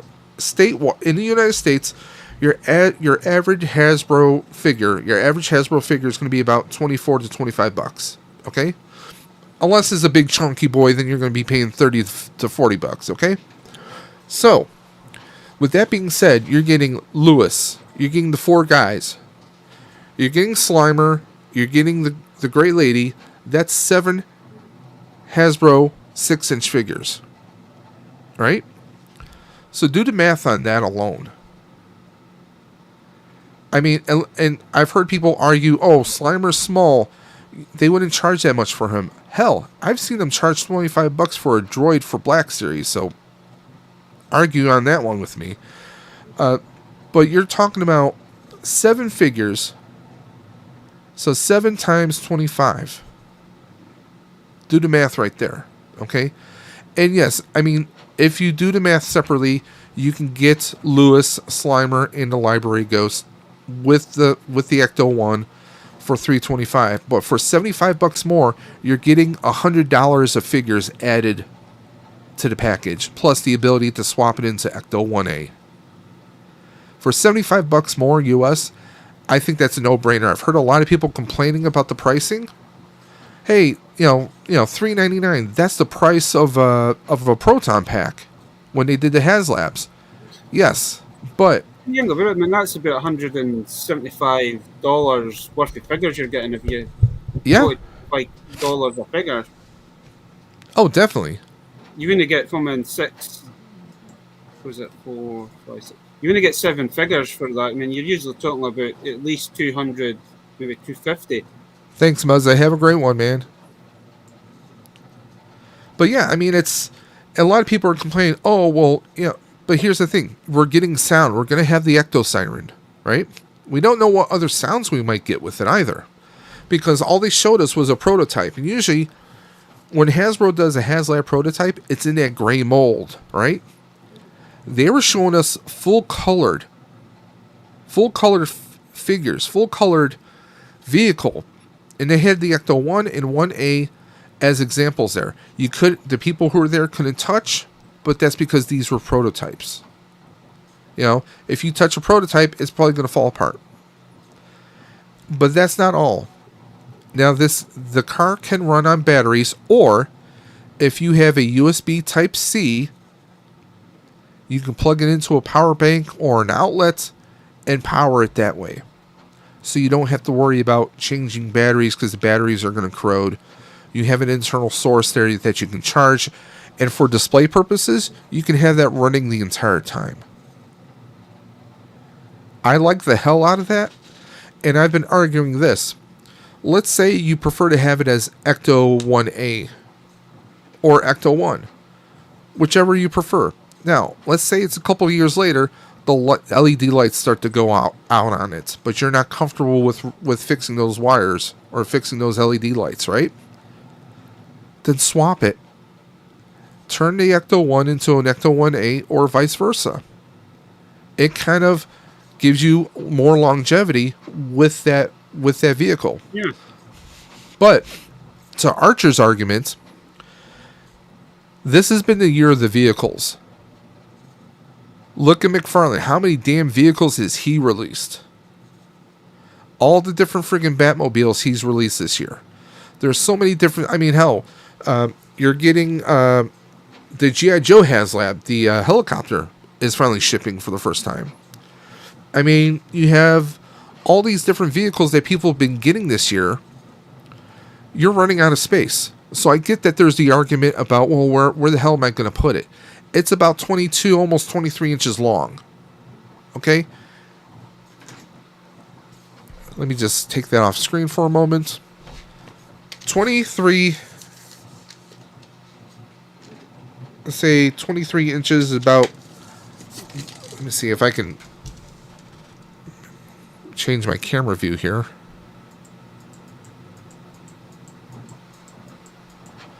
Hold on, let me see if I can do this. Come on, here we go.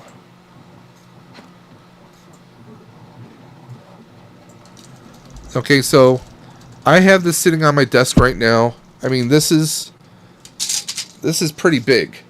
Oh, let's go this way. Okay? That's a pretty big vehicle right there.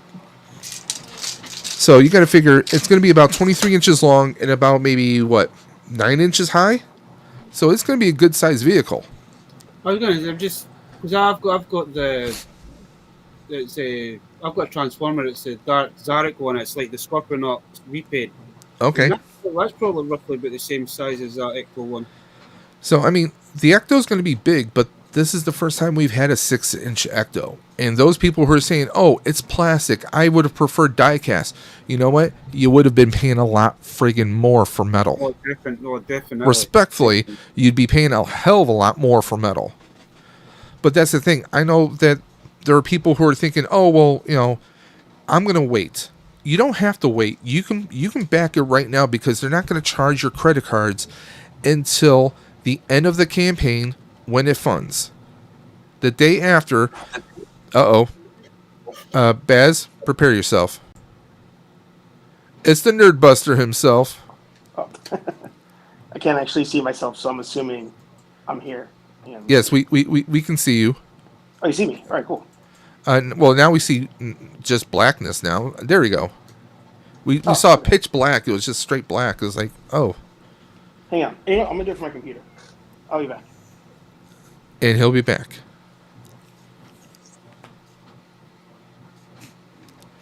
Ladies and gentlemen, hey, Archer.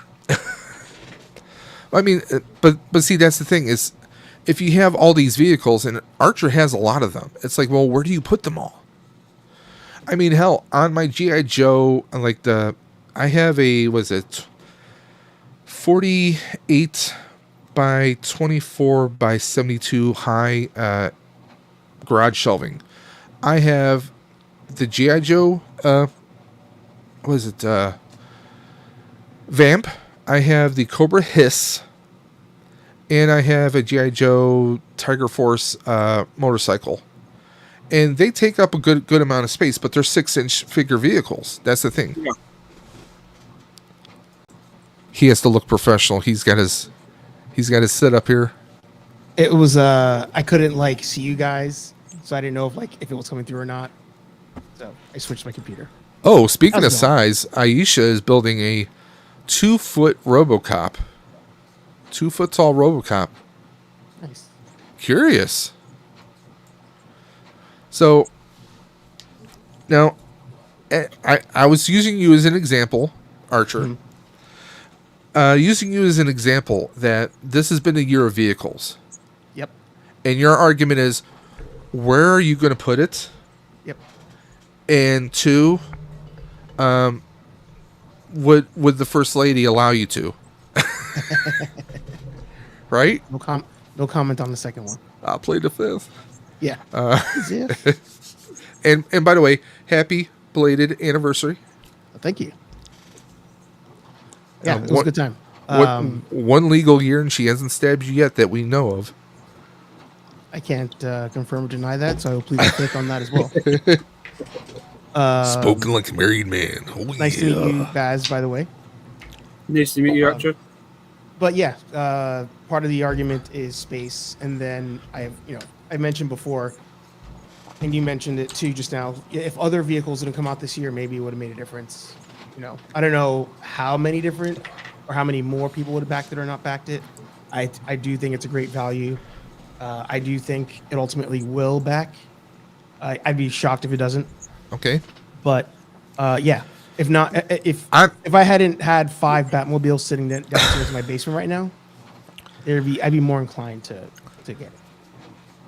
I almost pulled the trigger because of Dre. Because Wait, on what? Amazon has the Batman Beyond Batmobile. I forgot all about that one. The one that comes with Batman, the new one. Does it come with Batman Beyond in it? Mhm. No, But it's like a red version to like simulate when he's in there. Oh, like the cell shaded look.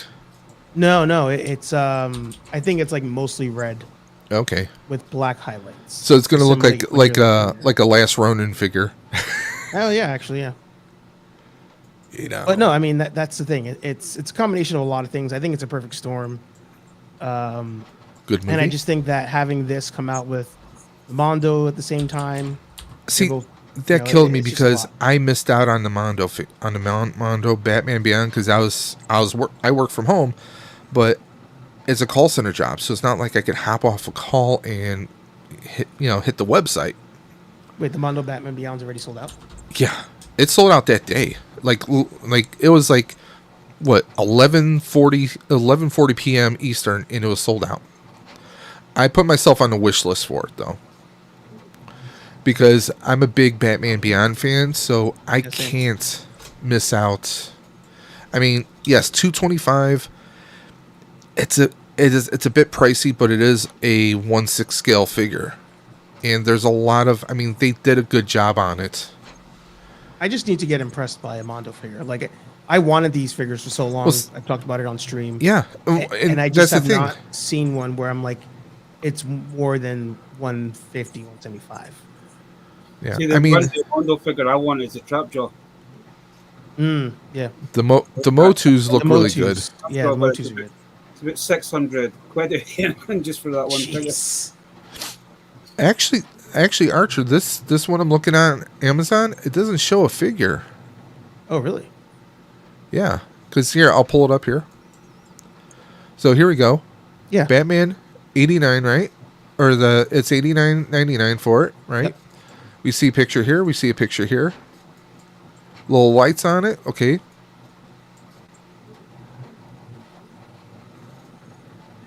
Bad though. Does not show Right, showing shows this videos here. It shows videos, but we're not seeing a figure with it. It may I didn't actually be realise- sorry, what were you saying? Cut you off. I didn't even realise they actually made that because I'd definitely picked that up. It might be the it might be a McFarlane exclusive then to have. Yeah, I'm looking right now. because I'm Batman. What?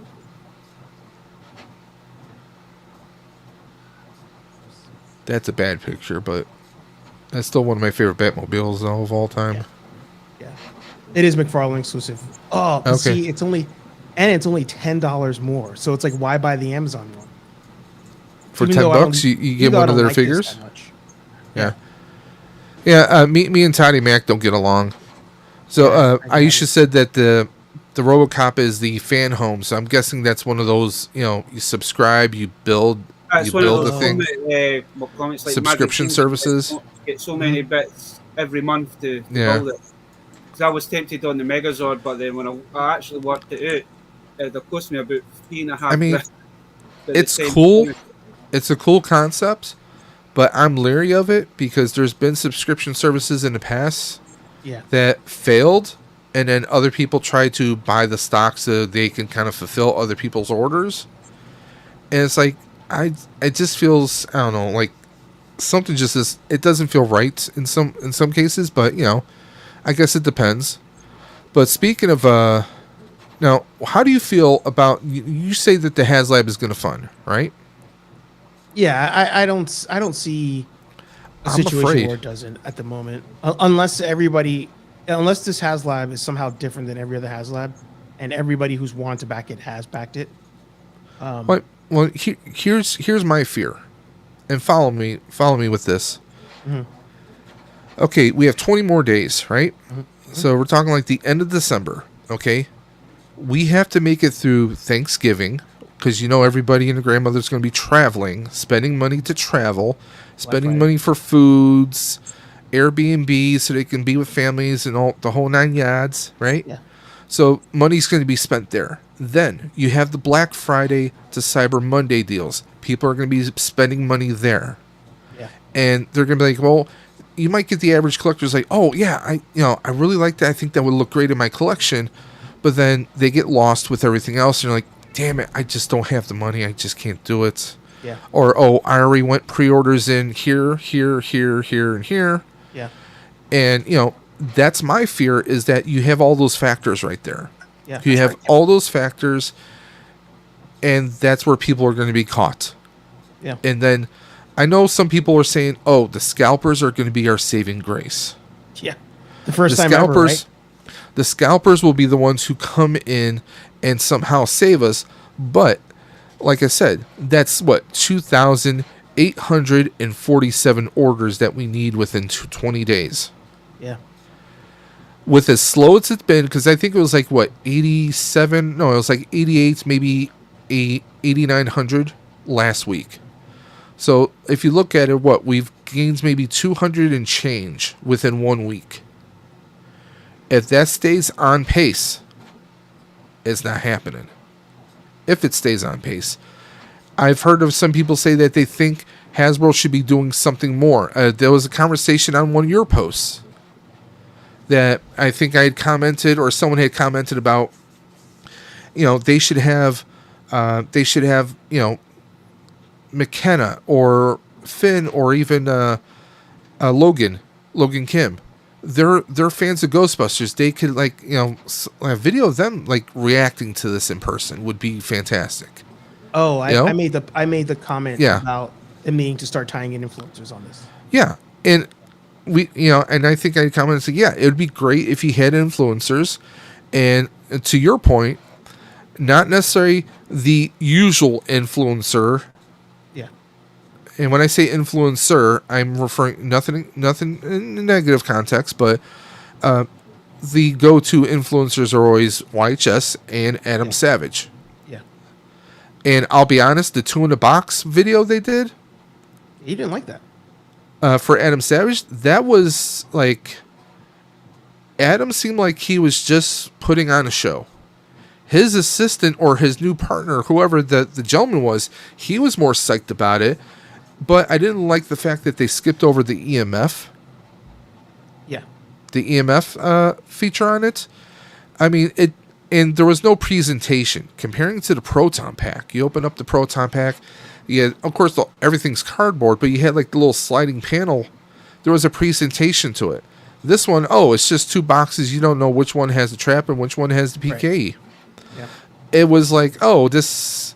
I mean, they could have done something where, Zedmore Industries, they could have done some kind of play to it, but they didn't. Just to clarify on one part, so the other guy there is Norman Chan. Norman Chan it has helped Adam do Tested probably since he jumped off with Tested. Okay. And Norm is usually there to do the unboxings with him. Norm used to also do podcasts. Didn't he do the Gundam, I think, with them? Yep. Probably. Okay. Because That's probably where I recognized him from. Yeah, he'll usually do the toy related stuff. He'll go to the conventions. Okay. Where Adam doesn't go. He does a lot of things. He's like a producer, I think. He's the younger, hipper Adam. What? Exactly. Yeah. That is his role. He's supposed to be the younger guy in the room. There you go. So that's who that is. But he's with it. It was different. Yeah, it was different this time because, as you and I talked off air, there was nobody from Haslab there or Hasbro there, and the one guy who had been there before, when Adam received the Proton Pack, that director got let go in the layoffs recently. I sent you that thing. But the only time that Adam has unboxed something like this from Ghostbusters or from the Hasbro Ghostbusters team without anybody else there, it was the wand. They did a wand video. The Spangler. Yeah, and with that one, there's 3 buttons and a knob, so he was able to figure it out, and the video didn't seem bad. But this one, they were trying to figure it out, and you could tell they weren't up to date with any part of it. No. The way anybody else would have been. So they definitely should have had somebody else there with them. But I don't think. But there's also something else. Haslab. Normally, they'll have a disclaimer their editing was a little off. Normally they'll have a disclaimer, like, oh, when they first came up with the concept of the tuna box, you know, Adam Savage, you know, he had a smoke kit. They said they had a little disclaimer text in there that would say, oh, kit is aftermarket modification by Adam Savage and tested. They didn't do that this time around, but we saw the same kind of smoke At the end, yeah. set up. So it's like, there's a little thing, if for people who aren't aware, it can definitely be a little bit more misleading. So there's that. I mean, the trap looks great. I loved the other guy's enthusiasm. Like, he started like, hey, let me see, are these actual screws? Like, can we take them apart? I love that he was jumping and doing that. That was something that we would have seen normally with Adam. I think Adam's just tired, or maybe this was just a paycheck for him, to be honest. No, I think he legit just forgot about the Haslab. You know, like they did an early review, not review, but like preview with him. Yes. Right, and that was the video when they debuted the patches. Yeah. So Adam knows about the tuna box, but Yeah. I think that video was so long ago that he just kind of like forgot a lot of stuff. Yeah, because he even was like, "Oh, and you can do GB1 and GB2," and it's like. But what I'm hoping for is, since we have real screws on there, real cap head screws, the hex screws, what other kind of modifications can we do? Yeah, no, this one they definitely. I mean, they said yes. I've watched the Proton Pack one more times than I want to admit. They have on Joint this club. one admitted more that this is designed so that you can get replacement parts from like Home Depot. Like you can. Oh, there we go. We got a fire in the house. We got the blaze. Good to see you, Blaze. And I think happy birthday. I think. Yeah. Darth Blaze, I saw his little short he did, chopping wood, keeping the house nice and warm. Well, you had like, it was up to like 80 something, because he's doing all wood fire heated at home. So Nice. looking sharp there, man. But I'm excited for two in a box. Yeah. But I feel like it's kind of a curse. Like, okay, we're getting two in a box soon, but to me it feels like I don't want to give up, but it doesn't seem like, unless something magical happens, Yeah. it doesn't seem like we're going to be getting the Ecto, and that's something that's killing me, because I made sure I had funds allocated for it. Yeah. And it's like, oh, I set up all this stuff, and ew, yeah, doesn't look like it. I think that I don't want to take claim for this because I don't remember if I saw it on another show first, or if I did legit think of it. I do think that the base model is too high. You know, like they're too close in value that, like, why would you not get the base model? But Yeah. I think the base model itself could have been like 250, 200 without figures, you know, and somebody like me, I probably would have got it at that. But at But it has in 325. Hasbro's pricing though. No, I mean, for sure, it's for sure. it's bigger than let's say the his tank for sure. Yeah. No, and this is way Yeah. lower than we estimated. Like, we Oh, did yeah. not think it would be this low. And that's the thing. You and I have talked about even the O-ring figures. Mm-hmm. We thought they were going to be a lot higher, but they didn't. But I mean, and here's another thing. A lot of people were like, "Oh, I wish it was metal." No, it would be a lot more if it was metal. Yeah. Just calm yourself down. It looks pretty damn good for plastic, if you ask me. So something I do want to call out is, and I've shown it on stream before, but the Geek.life chart he has going on, Yes, it's a very lot of much- people are talking about that. It's starting to resemble the Engine of Vengeance. Yes, it isn't going into that's negative. stalling. It's stalled out. Yeah. You know, I mentioned it last week. You know, that this Haslab looks like it's stalling out. It's a great. And here's the thing. I've said this before. You've heard me, and it sounds like a rerun, but I think they should have launched this last summer. They could have launched it at GB Day. They had the T-shirts, they had the patches, or the pins. They could easily have launched it as they didn't have to have it physically there, but they could have launched it at Ghostbusters Day. That's a good point, because every other Haslab, usually they don't have a physical product. Because one, if they announced an Ecto, you know, a Haslab Ecto 1, on Ghostbusters Day on the 40th anniversary with the hype. Because I mean, I was hyped to pre-order the O-rings. You were, pre-ordered it right there because you had the code, and I scanned it. I was like, okay, let's go. And I mean, there was that, and I mean, we had over 1,000, maybe close to 12,000, it was 1,200 people maybe there. I mean, that would have, I mean, just word of mouth there from the launch. They could have even had like someone with a camera, just like pan over, like, oh, look at all these Ghostbuster fans here for the 40th anniversary. And guess what? They could have done a live shot with Emily and Zach, and then shot it straight to the studio, and then that's where they unveiled the video and showed it off. Boom, bada bing, bada boom. Beginning of summer, people would have went crazy. They would have went for it. And I don't think you would have had a problem funding it.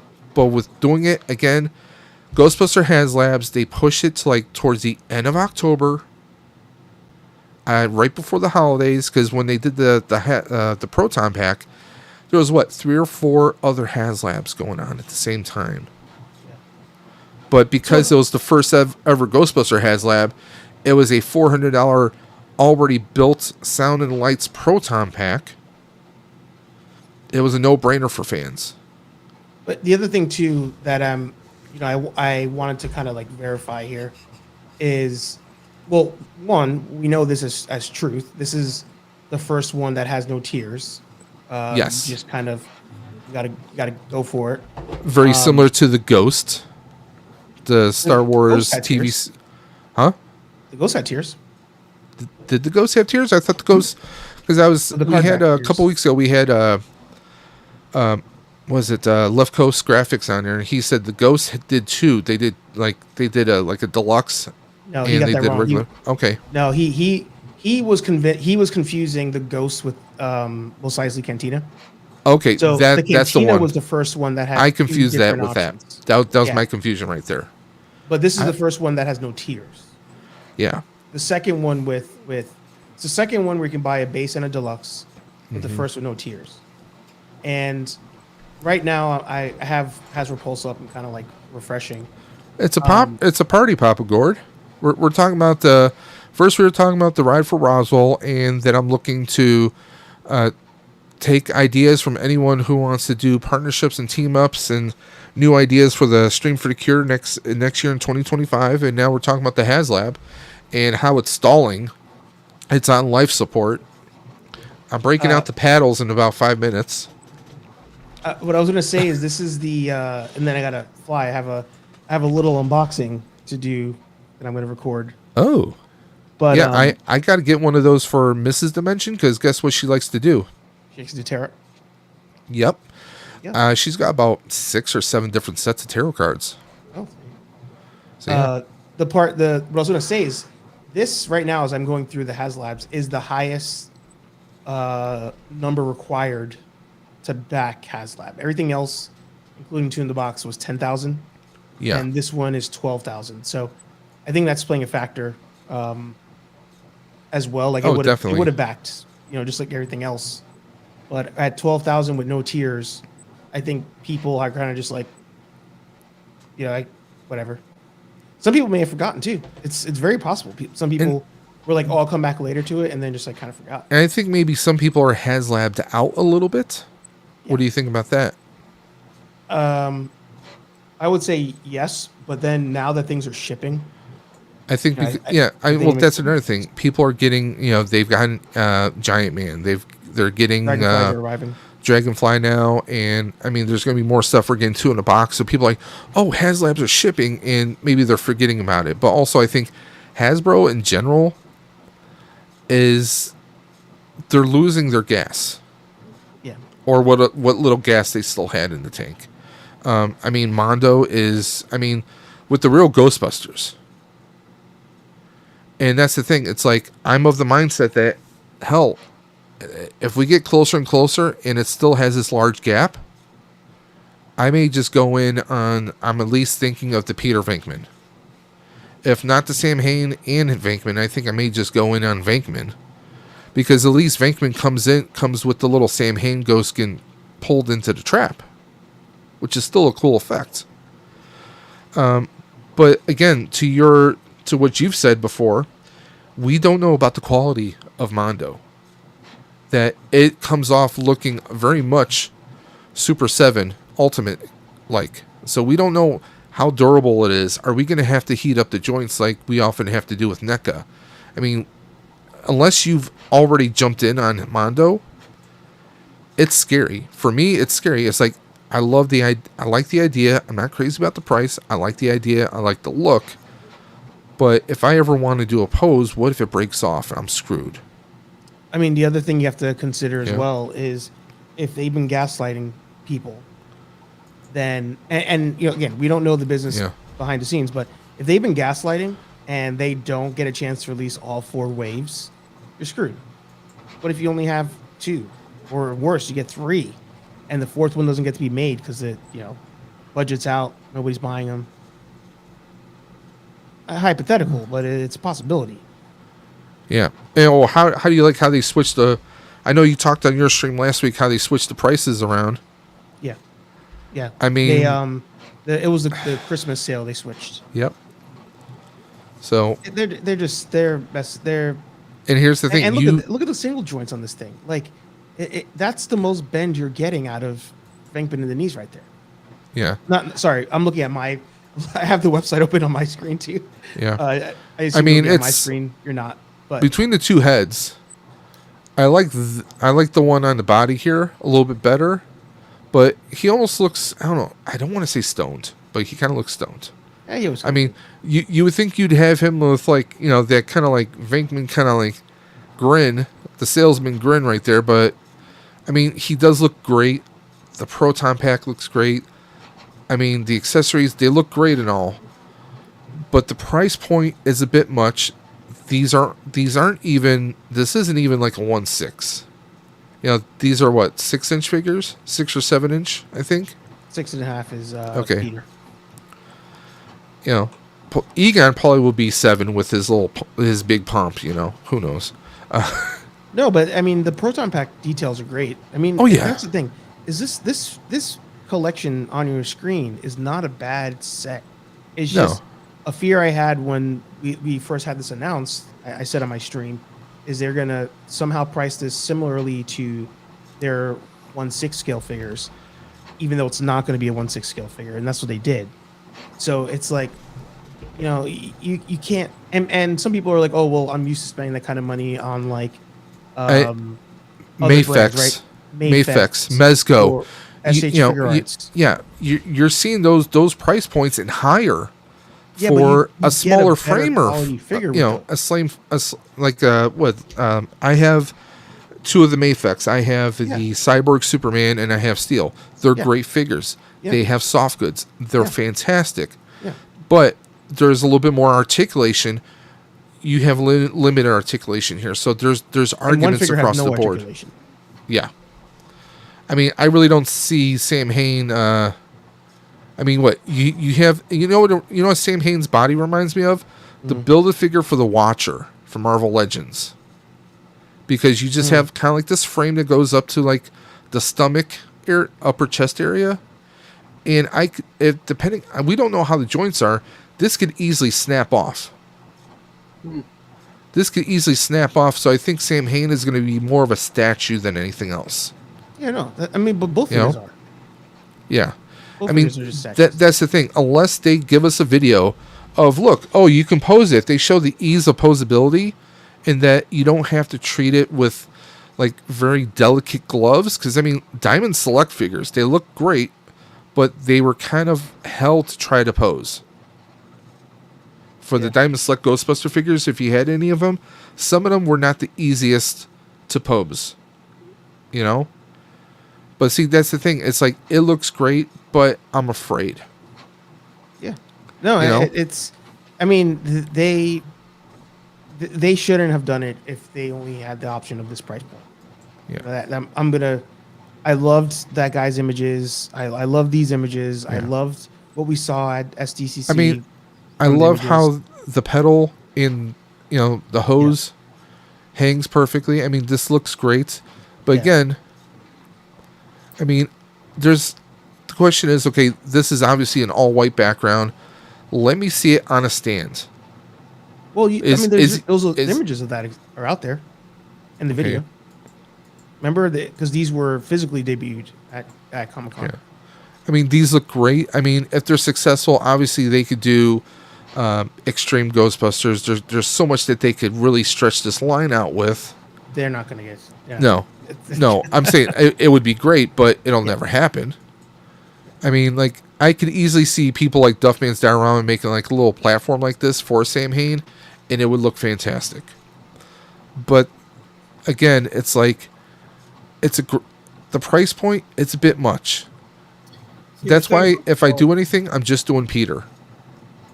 Yeah. The other thing as well is they're doing Vinkman, but they're going to do the rest of them kind of thing. So you didn't want to go and spend £200 and then they don't do the rest of the gang. I mean, like with this one right here, 101, right? You get Slimer, you get the pack, you get Venkman, his head, the alternate gloves, but you get the Sam Hain being sucked into the trap. I could live with that, actually. Because then I don't have to worry about the big Sam Hain's body potentially breaking or something. And you're getting all that for 101, which I kind of think is kind of decent, but the fact of the matter is, again, we don't know how well they're posable. The Super 7 Ultimates, I have the Rangers. They're not the greatest posing. You can pose them, but comparing them to Lightning Collection is better quality. Yeah. You know, it's not like we play with them every day. Aisha, you have yourself a great night. Oh, it's 3:15 where she is. You have yourself a great night. Thank you for popping through. Remember, every Tuesday night we do this live stream. So if anyone ever wants to pop in live, the link is always in the chat, guys. Hey, I'm gonna fly as well. Yep. I'm gonna do this unboxing real quick. You do that unboxing. And thank you for having me on. Thank you always. And guys, don't forget, every Thursday night around 8:15-ish p.m. Eastern, we have Nerd Affiliated hanging with a Hair and any time frame on Nerdy Coffee? Still TBD, but as the studio comes together and all that, I'll figure out a system. Outer Dimension is also looking at returning at some point in the near future. Me and Dre have been having talks, so stay tuned for that. But you have yourself a great night, man. You too. Good seeing you guys. Thank you, El Presidente. We'll catch you guys later. See ya. But yeah, this one is it is cool. It's the coolest real Ghostbusters Venkman we've ever had.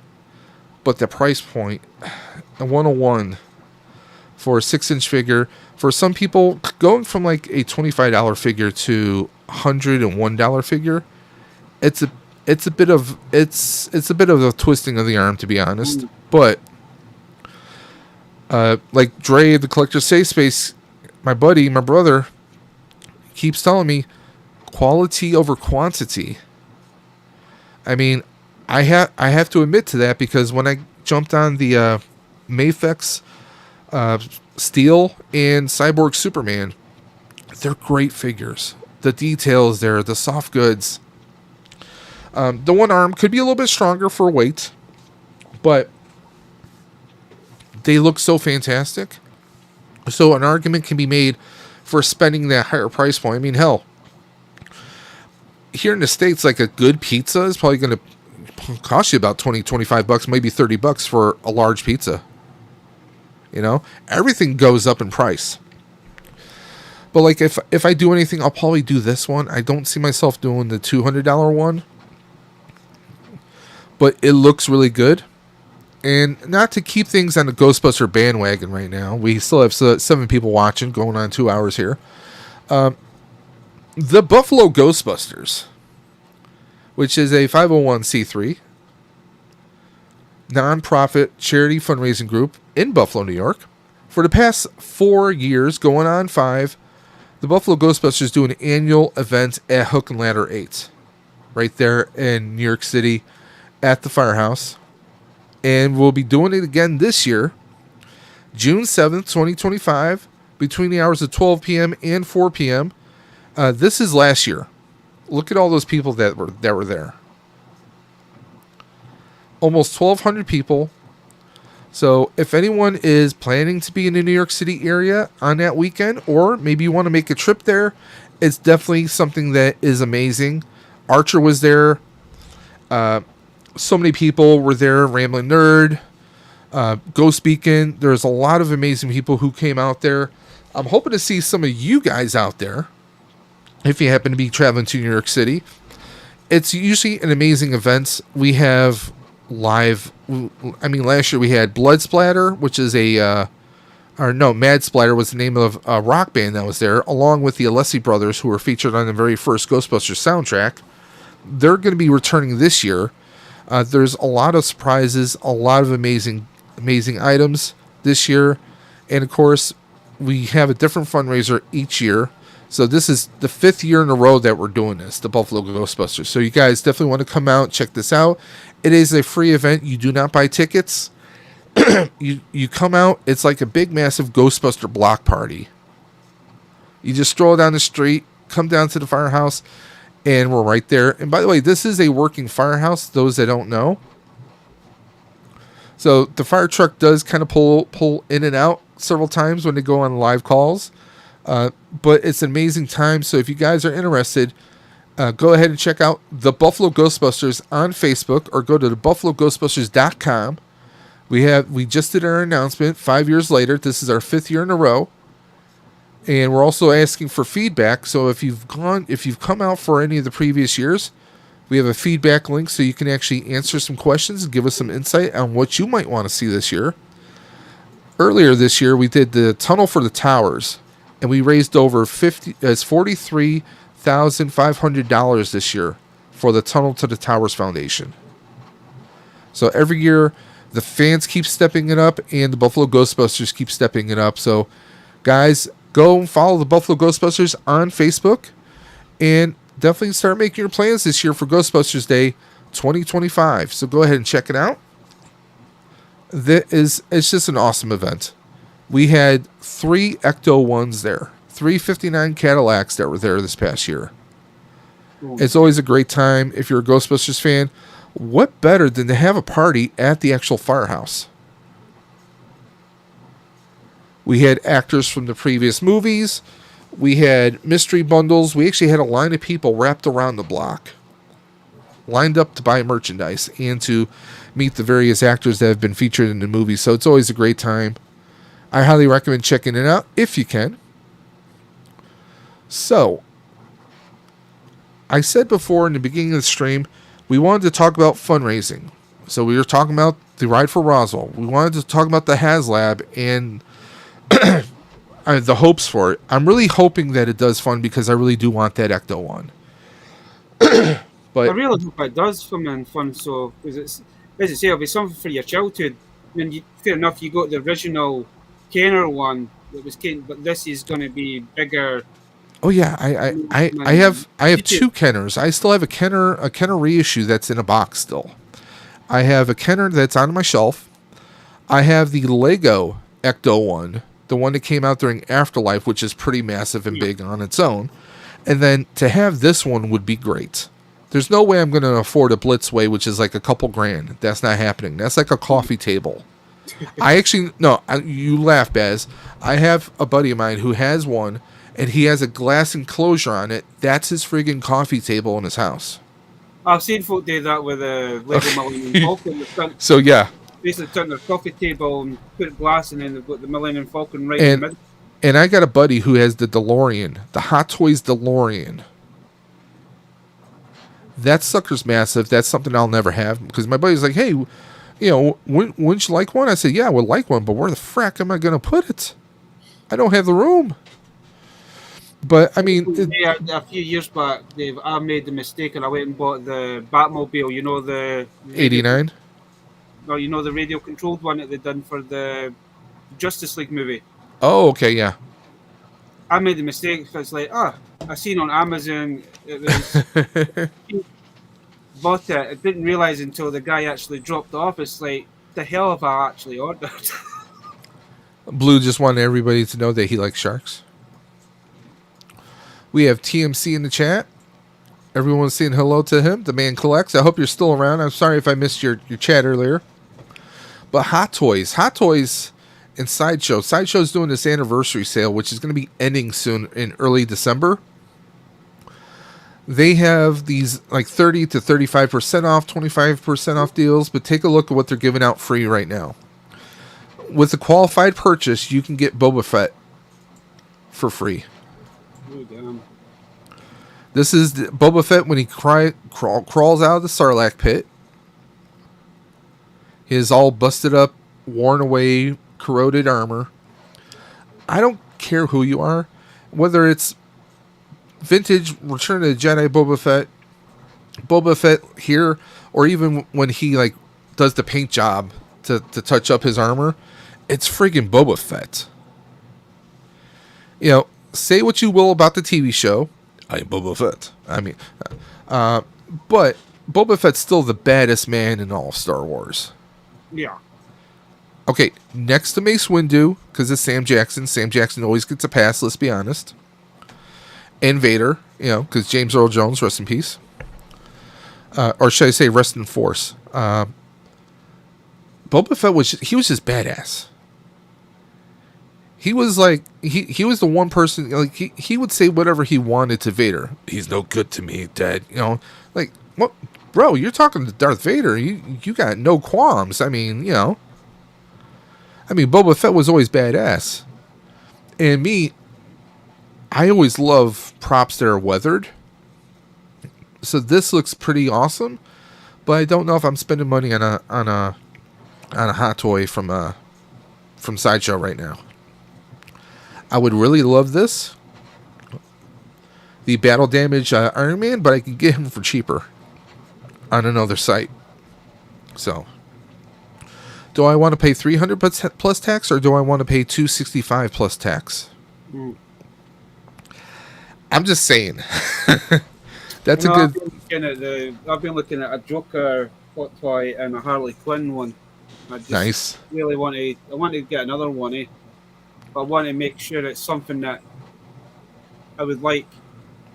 And I do love the Joker, I do love Harley Quinn, so they've been my... I'd probably eventually would have to buy the both of them. But I have been looking at the Joker ones and the Harley ones recently. Here you go. You get a deluxe version of of both Boba Fett. But these aren't a 1/6 scale. These no, I think they are. Who are they by? No, those are Hot Toys. So yeah, you're getting two figures there for $350, which isn't bad. I actually have this Captain America. I'm tempted to get this one so I could do from Endgame. You know, when you go back in time and he's fighting himself. Because I already have that one right here. So if I had this one, I could do them fighting each other with the shield. Which is tempting, but not necessary. But 171 isn't bad for that, because you get, let's see, right here you get obviously the stand, have multiple hands, he's got articulation here, got the shield, you got the alternate head, but you also have Loki's staff. So that's not bad for about 171. But if people are looking at stuff, I mean, they got a lot of stuff here. Hell, you could get the Bro Thor. Get a little price discount. $181 for Bro Thor, and he lights up. See, that's the thing. It's like, if the Haslab doesn't fund, I may have to shift over and maybe get something like this. Because I have Endgame Captain America. I think I kind of need to get Endgame Bro Thor. Yeah. Because, do you know why? Because he actually lights up. Let me see if I can find a photo here.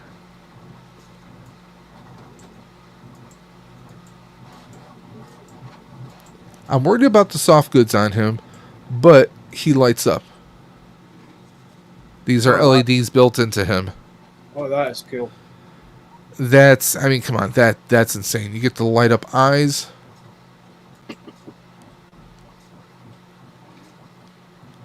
That's just, and you get both. You get Monier, and you get Stormbreaker. So you get both.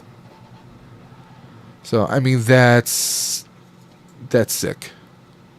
I mean, and plus it's Pudgy Thor. I mean, you know, makes me feel a little bit good about myself. Even for was it $185? That cheap. Is $181.35 because they're doing a special discount. You use code Black Friday 25, or no 35, I think it is Black Friday 35. I'm sure the UK Amazon. Yeah, so that's 35% off. So I mean, normally he's like $279. I was going to say because I'm sure the UK Amazon is one about $300 for him. Oh yeah. I mean, you go anywhere else, you're not seeing this price anywhere else. You're not. So, I mean, I've heard different stories about the soft goods, but I think it's all in how you display it as well. Yeah. But, I mean, still, for that price, that's not bad. Considering, like, brand new. Now, I do want... Now, this isn't the hot toy, but I do want this. The Sam Wilson. Yeah. Because I really do like the whole... You know, his... Let me see here. Okay, here's his... let's see. Is this... Yeah, this is his hot toy right here. But that's full $380. That's $400. I can't. But, I mean... Just looking at the details... So you get... Like, you can have his backpack where the wings are, you know, stowed away. Or you got the posability where you can use his wings like shields. Mm-hmm.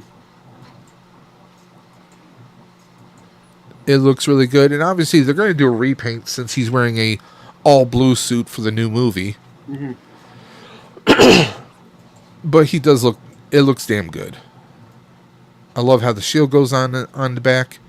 You got his red wing, his little drone. But the thing is also, his wingspan takes up a lot of space. That's the thing. I'm probably going to wait for someone to sell this on like the secondary market. But I do have worries about the gaps in the wings. You know? That's the thing. They got a lot of really great stuff. I did score a Doc Brown hot toy for like $190 from Sideshow a few weeks, about a month ago. I do want this, though. I want this as a hot toy. Zombie Captain America. That does look cool. I have the Marvel Legend figure, and that looked awesome. Yeah, I've got the Captain America. I've not got the Captain America. I've got the Iron Man and the Scarlet Witch, and I love those figures, man. This is $240, right? Yep, $240. And well, that's on sale. That's the sale price because normally he's like $320. This is him from No Way Home, Spider-Man No Way Home. That's another great one.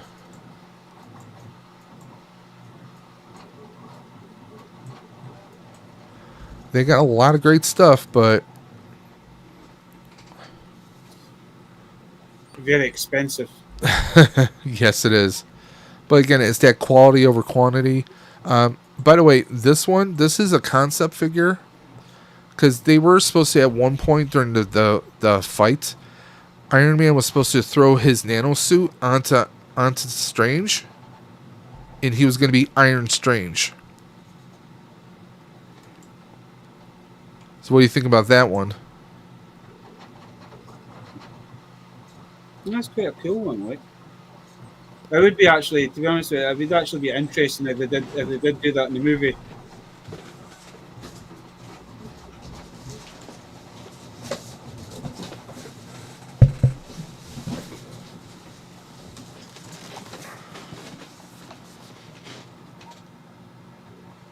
Oh, nice. That's him. I got this for a buddy of mine who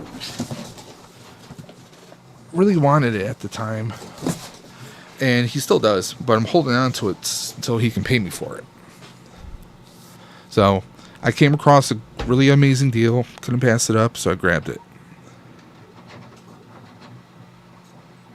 That's the way I think about, especially now, buying stuff for the collection. I kind of, if there's figures that I want or lines that I want, I before I would just go out and buy it straight out, Dave. Now I kind of play the waiting game.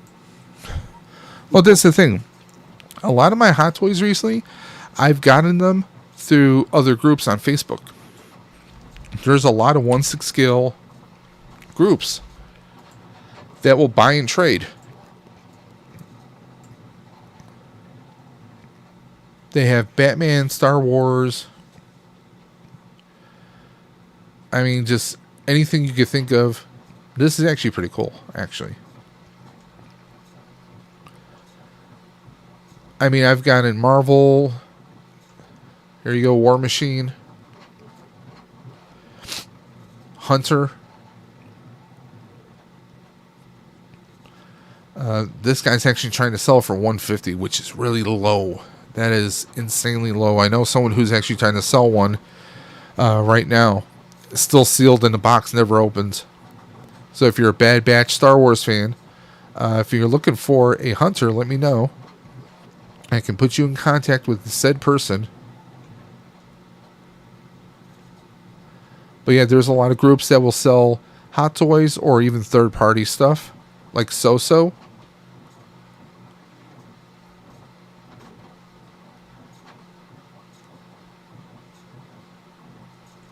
There's a lot of insane stuff. So there's a lot of groups out there you can just buy and trade. But yeah, it's amazing what's out there. But guys, next week Tuesday, I'm not sure what we're going to be talking about. That depends on what's going on in the world, entertainment-wise. I don't really think there's anything really big going on. His head will not fall off, but over the last maybe 3 or 4 months, I've been trying to keep myself busy, Dave. Yeah. With everything that's happened this year, I needed something just to take my mind off it. So I've really gone to the customizing. I'm just starting out, so I've really gone to like learning how to paint, and so my new somebody gave me the idea of making my own Bad Batch. Okay. So I'm trying this group, the Renegades. So he's the newest member. The Suicide Batch. There you go. So I've done a Joker, I've done a Harley Quinn, I've done a character cried Bones. The next time I come on, I'll get them. I'll get them. They're in the shelf right at the bottom there. I can't get to them at the minute, but the next time I come on, I'll get them out and I'll show you them. I've been doing Doctor Who. 3D printed pieces. Nice. So That's awesome. This is kind of what's been keeping me busy over the between my collection and Yeah. doing these. But I was one of my friends. It was like, "What? You've not done a Joker? Why? Charlie needs a Joker." There you go. And like, I says, "But I don't have a spare head." And he's like, "But remember, you put the Joker head on a Power Ranger." He says, "I don't think you've got your Power Rangers on display anymore. Why don't?" I was like, "Oh, I forgot about that head." Now, what did you do the Harley with? That's the same. It's just a Stormtrooper body. Okay. I'm actually in the middle of actually doing one for somebody else as well. Somebody's asked for a Harley Quinn Stormtrooper. I'm just starting out. I says I'm not the best at doing painting and all that. It's like, no, he says what you've done with your stuff so far. Yeah, you just start out little by little, you know. There's one of the members of the Bad Batch. I've still got to. Oh. For her. Hey now. Is that you gonna go with like G.I. Joe Scarlet or maybe or is she a variant of Mara Jade? That's the thing.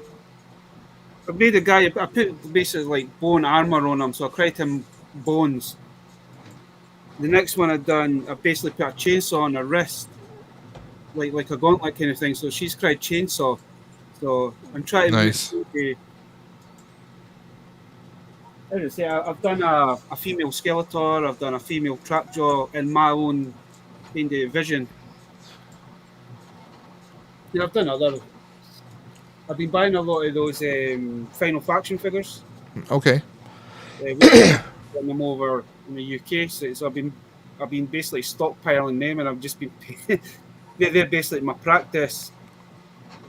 I've been using them as practice kind of thing, just for small detailing and all that. Well, while we've been streaming, this is what I've been doing. I know I did see it in the background going back and forward. Yeah, I did an upgrade to my printer so it has the housing, but that helps keep the heat inside, so I don't have to use glue on the beds anymore, or at least not as much. Because it's going to be wintertime soon, so I got nothing but cold air coming through. Mm-hmm. So, but this thing can run 24/7 if I want. I love this thing. Because as you can see, there's a camera built inside. I actually have an app, so I can actually monitor it on my phone too. Nice. This thing is so tricked out, and it's just the default. Because, like, for example, I can send a file from my phone to the printer, and it'll start doing. But, like I said, I can also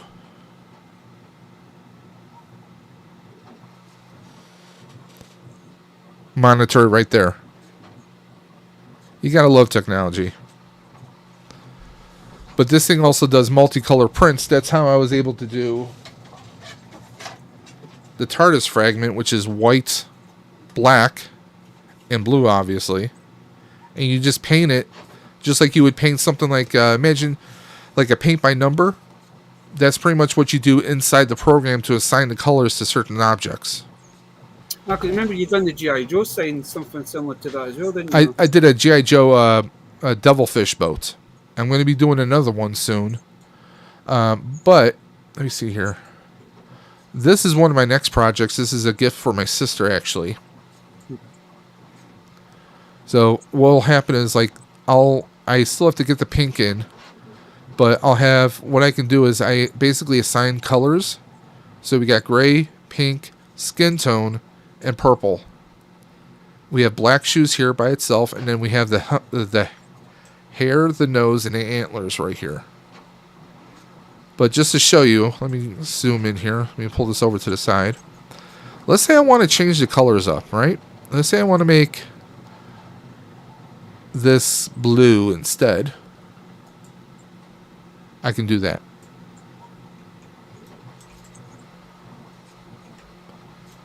Or let's say I wanted this to be black. I can actually just go on and let me click the frame there first. Okay, I'm going to go to the paint bucket up here. Choose the color I want. Paint bucket again. I can just color anything I want. It's that simple. And if there's something I don't like, if I made a mistake, I just go back. So, it's really not that hard. You paint by numbers, you let the file run for so many hours, and you're done. And then I just have to glue these pieces together. Mm-hmm. But the glue I use is, you're going to love this. It's a chemical reactive glue. One is a liquid. The other is a spray. Yeah. So you spray one item, you apply the liquid to the other, and as soon as they smack, it's instantly bonded at that point. So you got to align things just right. So my dad uses stuff like that. It's like you spray it first, and then you put your glue on, and it once the two of them bond, you're no breaking them. There's no breaking part. Because like here's the cyclotron for the proton pack, right? So like something like that, if I really wanted to, I could do custom colors on that. like customize certain parts of it. So, I mean, there's a lot I can play around with, and I'm going to be doing in the future. But right now, like for the winter time, I'm going to be focusing on like this is a pretty complex project here, even though it's kind of small. Where's the other one? Oh, here you are. I've done these Nice. little mini puffs. I have an assortment of like 3 or 4 different styles. They just print right on the. You see pupils of the eyes. I gotta get a few strands off of him. But I printed these up, and this is all one solid piece actually, except for the ribbon. That's a separate piece. Just glue it, and bam, there it is. So, I gotta print about 100 of these for next March. Because we sometimes with the events, charity events we do, sometimes we give them out to kids. Yeah. So, it's something fun. Something fun, something amazing, you know. There's always something new to play with. And you'd be amazed what you can 3D print. I mean, you could 3D print figure stands.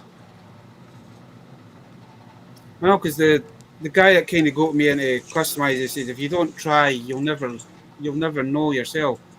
He's he's thinking about getting a 3D printer so because he does a load of custom figures. Well, I And mean, he's thinking about doing a 3D printer so he can actually 3D print the heads. So and he can get the head that he wants instead of trying to modify it. yeah, and the thing is, what's really funny is, let me open the printer back up. You'll get a kick out of this. You ever see the movie Spaceballs? Yeah. Okay, you're gonna appreciate this. It's funny enough, I was watching that the night. Okay, here's the printer again, right? I'm gonna pull it up. Right, here's the printer. We're gonna go to device. Let's see if I can bring this over a little bit. Okay, so like right here we have the different speeds, right? Mm-hmm. The ludicrous speed. I seen that. I heard that earlier. Ludicrous speed. I mean, oh, it's not going to show because how I'm sharing it. But there's a ludicrous speed on here. I thought that was too funny. I thought that was just too funny. Well, it's almost 11 o'clock. We've been going for almost 3 hours. We're going to go ahead and wrap things up. I want to thank you for coming out and hanging out and talking with us today, Baz. And if you ever want to hop on, door's always open. I always have the link in the chat. And originally when I envisioned doing Tuesday night chats or Tuesday night talks, I wanted it to be where we feature different channels all the time. Mm-hmm. So if there's a Tuesday where you want to come on and we just talk about your channel, what you collect and everything, let me know. I'm more than happy to do that for you. Like I said, during the winter time, I'm probably going to be working on I'm on the Proton Pack project because I built the Back to the Future pack once, and I want to do that again, but 1-to-1 scale this time. And with me physically printing the parts individually, I can do a whole lot more customizing than I could before. My issue that I actually do have is that I'm jumping into far too many lines at the minute. Right. That's the thing. That's one reason why like my views and my watch hours are the way they are, because YouTube doesn't know what to do with me because I do talking streams. I do First time toy collecting. I do 3D printing. I do tech stuff. I'm all over the board, so they don't know what to do with me. You know? This is the first time we've had Ultraman figures in the UK from probably the late 80s, early 90s. Okay. And it's from the new movie. But that Nice. being a bit mental. But Oh, that's cool. it's Yeah. not just these ones. I've been buying the vinyl figures as well. I don't want to see the thing is like here in Buffalo, New York, we don't really see much of that in stores. Like the best I think I've seen is maybe like a kind of like a Bandai kit. You know, like a Gundam kit kind of style. That's To put them only- together. We have a hobby shop in one of your local towns, and they have a lot of like the old style sets. It's the only time I've seen them, but like proper like vinyl, like the old style like vinyl figures. Okay. I haven't seen these in for like the 80s, but these are just not long come into. We have a store over here. It's called HMV. It's like a music store. Also does like the memorabilia and the movies. Now they're starting to get action figures in. These were only in the store about 2 months ago, and I've already got them reduced. So when I seen them, I had to pick them up. I basically got the whole wave at the weekend. Cool. Well, we're going to go ahead and wrap things up here. Again, want to thank Baz. Want to thank Archer for coming through the chat. Want to thank Aisha. Rolando, of course, the multiversal moderator. Ultra Carzilla. The man collects, of course. Just everyone who came through the stream tonight. Thank you guys for your support. Again, if anyone has any thoughts, anything, any team ups you want to do, any ideas you have for Stream for the Cure, I am ready to hear anything and everything. Whatever it takes. I am serious about doing a 24 or even potentially a 48-hour stream, as long as I can get the Monday off for work so I can sleep, because I'll probably pass out. But please stay tuned. And again, I did a couple videos last week. We did one video was how to make your own theme music. There's a free website called Suno is the name of it. You can actually, it's AI generated music you can create. The intro to my YouTube streams for the Tuesday night live streams, the Dave's Dimension rock song, that was created through them. You can make no matter what kind of music you're into, country, you're into hip hop, classical, rock, you want something that sounds epic like a Marvel movie, you can create it for your channel, for your content, for whatever purposes you want. You know, I might do one for Ride for Roswell. You can make whatever music you want. Now, they have a base account which is free. You can create 10 songs a day for free. If you want to create more music than that, there is a subscription cost that they have, but you can make 10 free songs a day with your basic free account. It doesn't cost you anything. You can make 10 songs a day. So I did a video showing you guys how to do that. Go ahead and check it out. I'm going to look at it, I'll be looking at it because I've seen a lot of folk using that app. Well, yeah, it's and the thing is, I was actually turned on to this by one of my teammates from the Buffalo Ghostbusters. And I was like, well, let me play around with it. And on like the third or fourth try, I came up with the song that I used for the Tuesday night stream for the intro. And I can't lie, I'm like, it's something that is stuck in my head. Not just because it's Dave's Dimension, but it's got like a really good beat. All I did was just type in Dave's Dimension YouTube channel, type in the channel where chaos and insanity reign supreme, your base or your home for tech, toys, and talk. That's all I typed in, and it generated all the lyrics. It did everything else. And for that to do that and not cost a dime is pretty freaking awesome, because you can download the music. Not only can you download the song, but you can also download like a little video clip which shows you all the lyrics of the song that it generates. You can also go back in and edit the lyrics afterwards. That's pretty friggin' insane right there. Because like, you know what? I'm going to pull it up real quick. Let's go ahead and we'll just add this. Okay, where are you? Right here. Okay. We'll just add this to the stream. So here we go. YouTube, right? Or Google. We're going to type in Suno. Go to make a song. Now there's everything is a public library, so everything is like public domain. You can click on create. These are the songs I've created so far. Okay. I don't know if sound's going to come across on the stream. Let me actually back this out, and then we'll bring it back in. I want to make sure we can get sound on here. Background audio, yes. No, I don't want that. Let's do this. Screen, okay. I understand. Let's see if it plays actual music. Yes, I want audio, yes. So we're going to go here. Entire screen, we're going to go right here. Okay. So, there's all this stuff, like, we made a couple different versions, and went with... Note that was the wrong one. What is it? This one? This is the one I created. I don't know if you could hear it or not.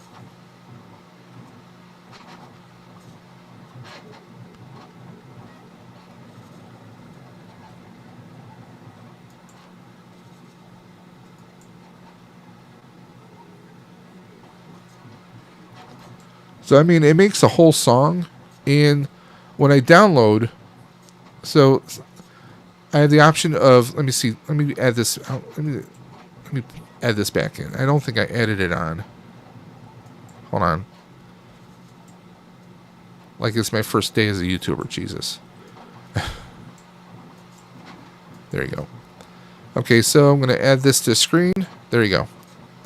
So here's the songs I created, right? You have the option to download audio or... No, that's not what I want. To download audio or video. The video is going to show you the lyrics. Okay?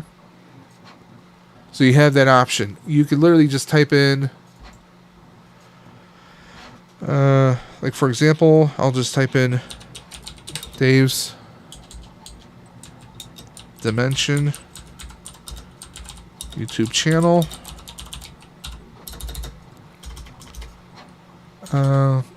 Tech Toys Talk. And let's see what it generates. And we're going to choose what kind of music do I want. Rap rock? Why not? We'll do rap rock. How's that sound?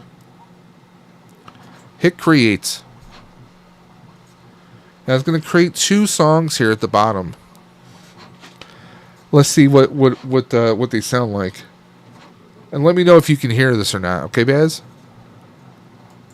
Dave's Dimension YouTube channel. Tech toys.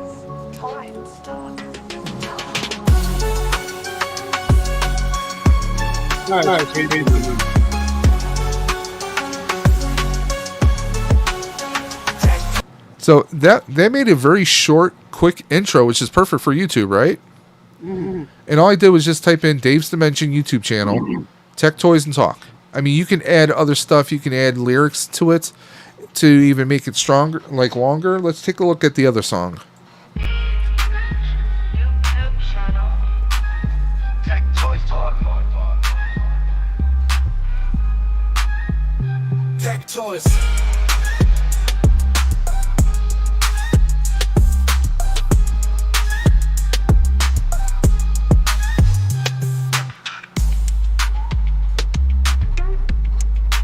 I mean, that's not bad for AI and for free, right?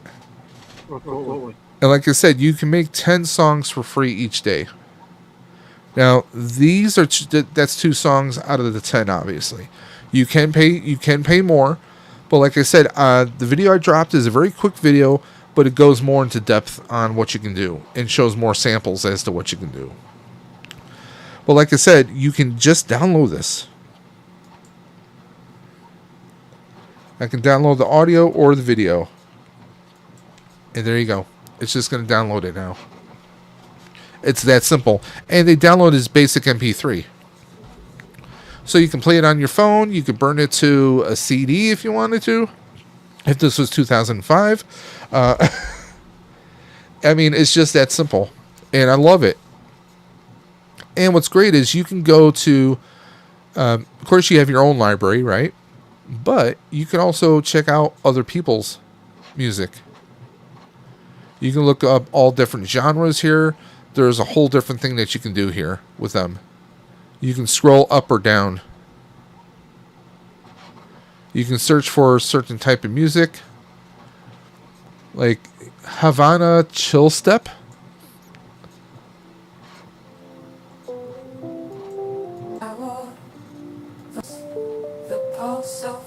There's tons of music you can download. And because this is, what I love about this is because this is AI generated, there's no copyright. How are they going to copyright a song that you created yourself, right? So you can literally legit make your own playlist of music to play during your streams in the backgrounds. Let's say you're going to do a gaming stream or an unbox. You can have the music in very low in the background, and you're not going to have to worry about copyrights because you wrote it via Sunu. But there's not going to be anybody trying to report you for copyright because it's your own original music. So there's the beauty of it.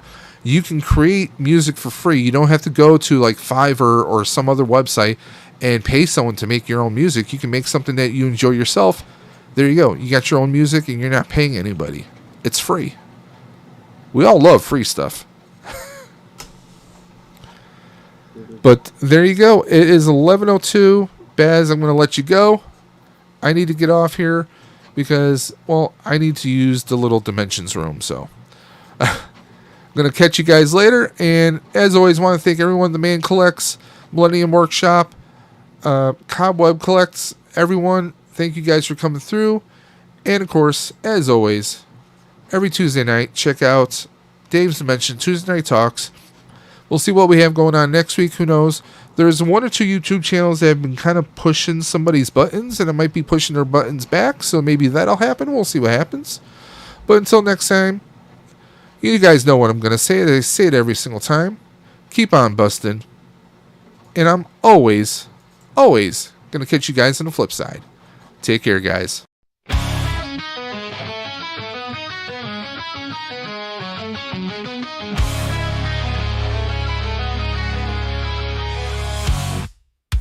Stepped into today's dimension so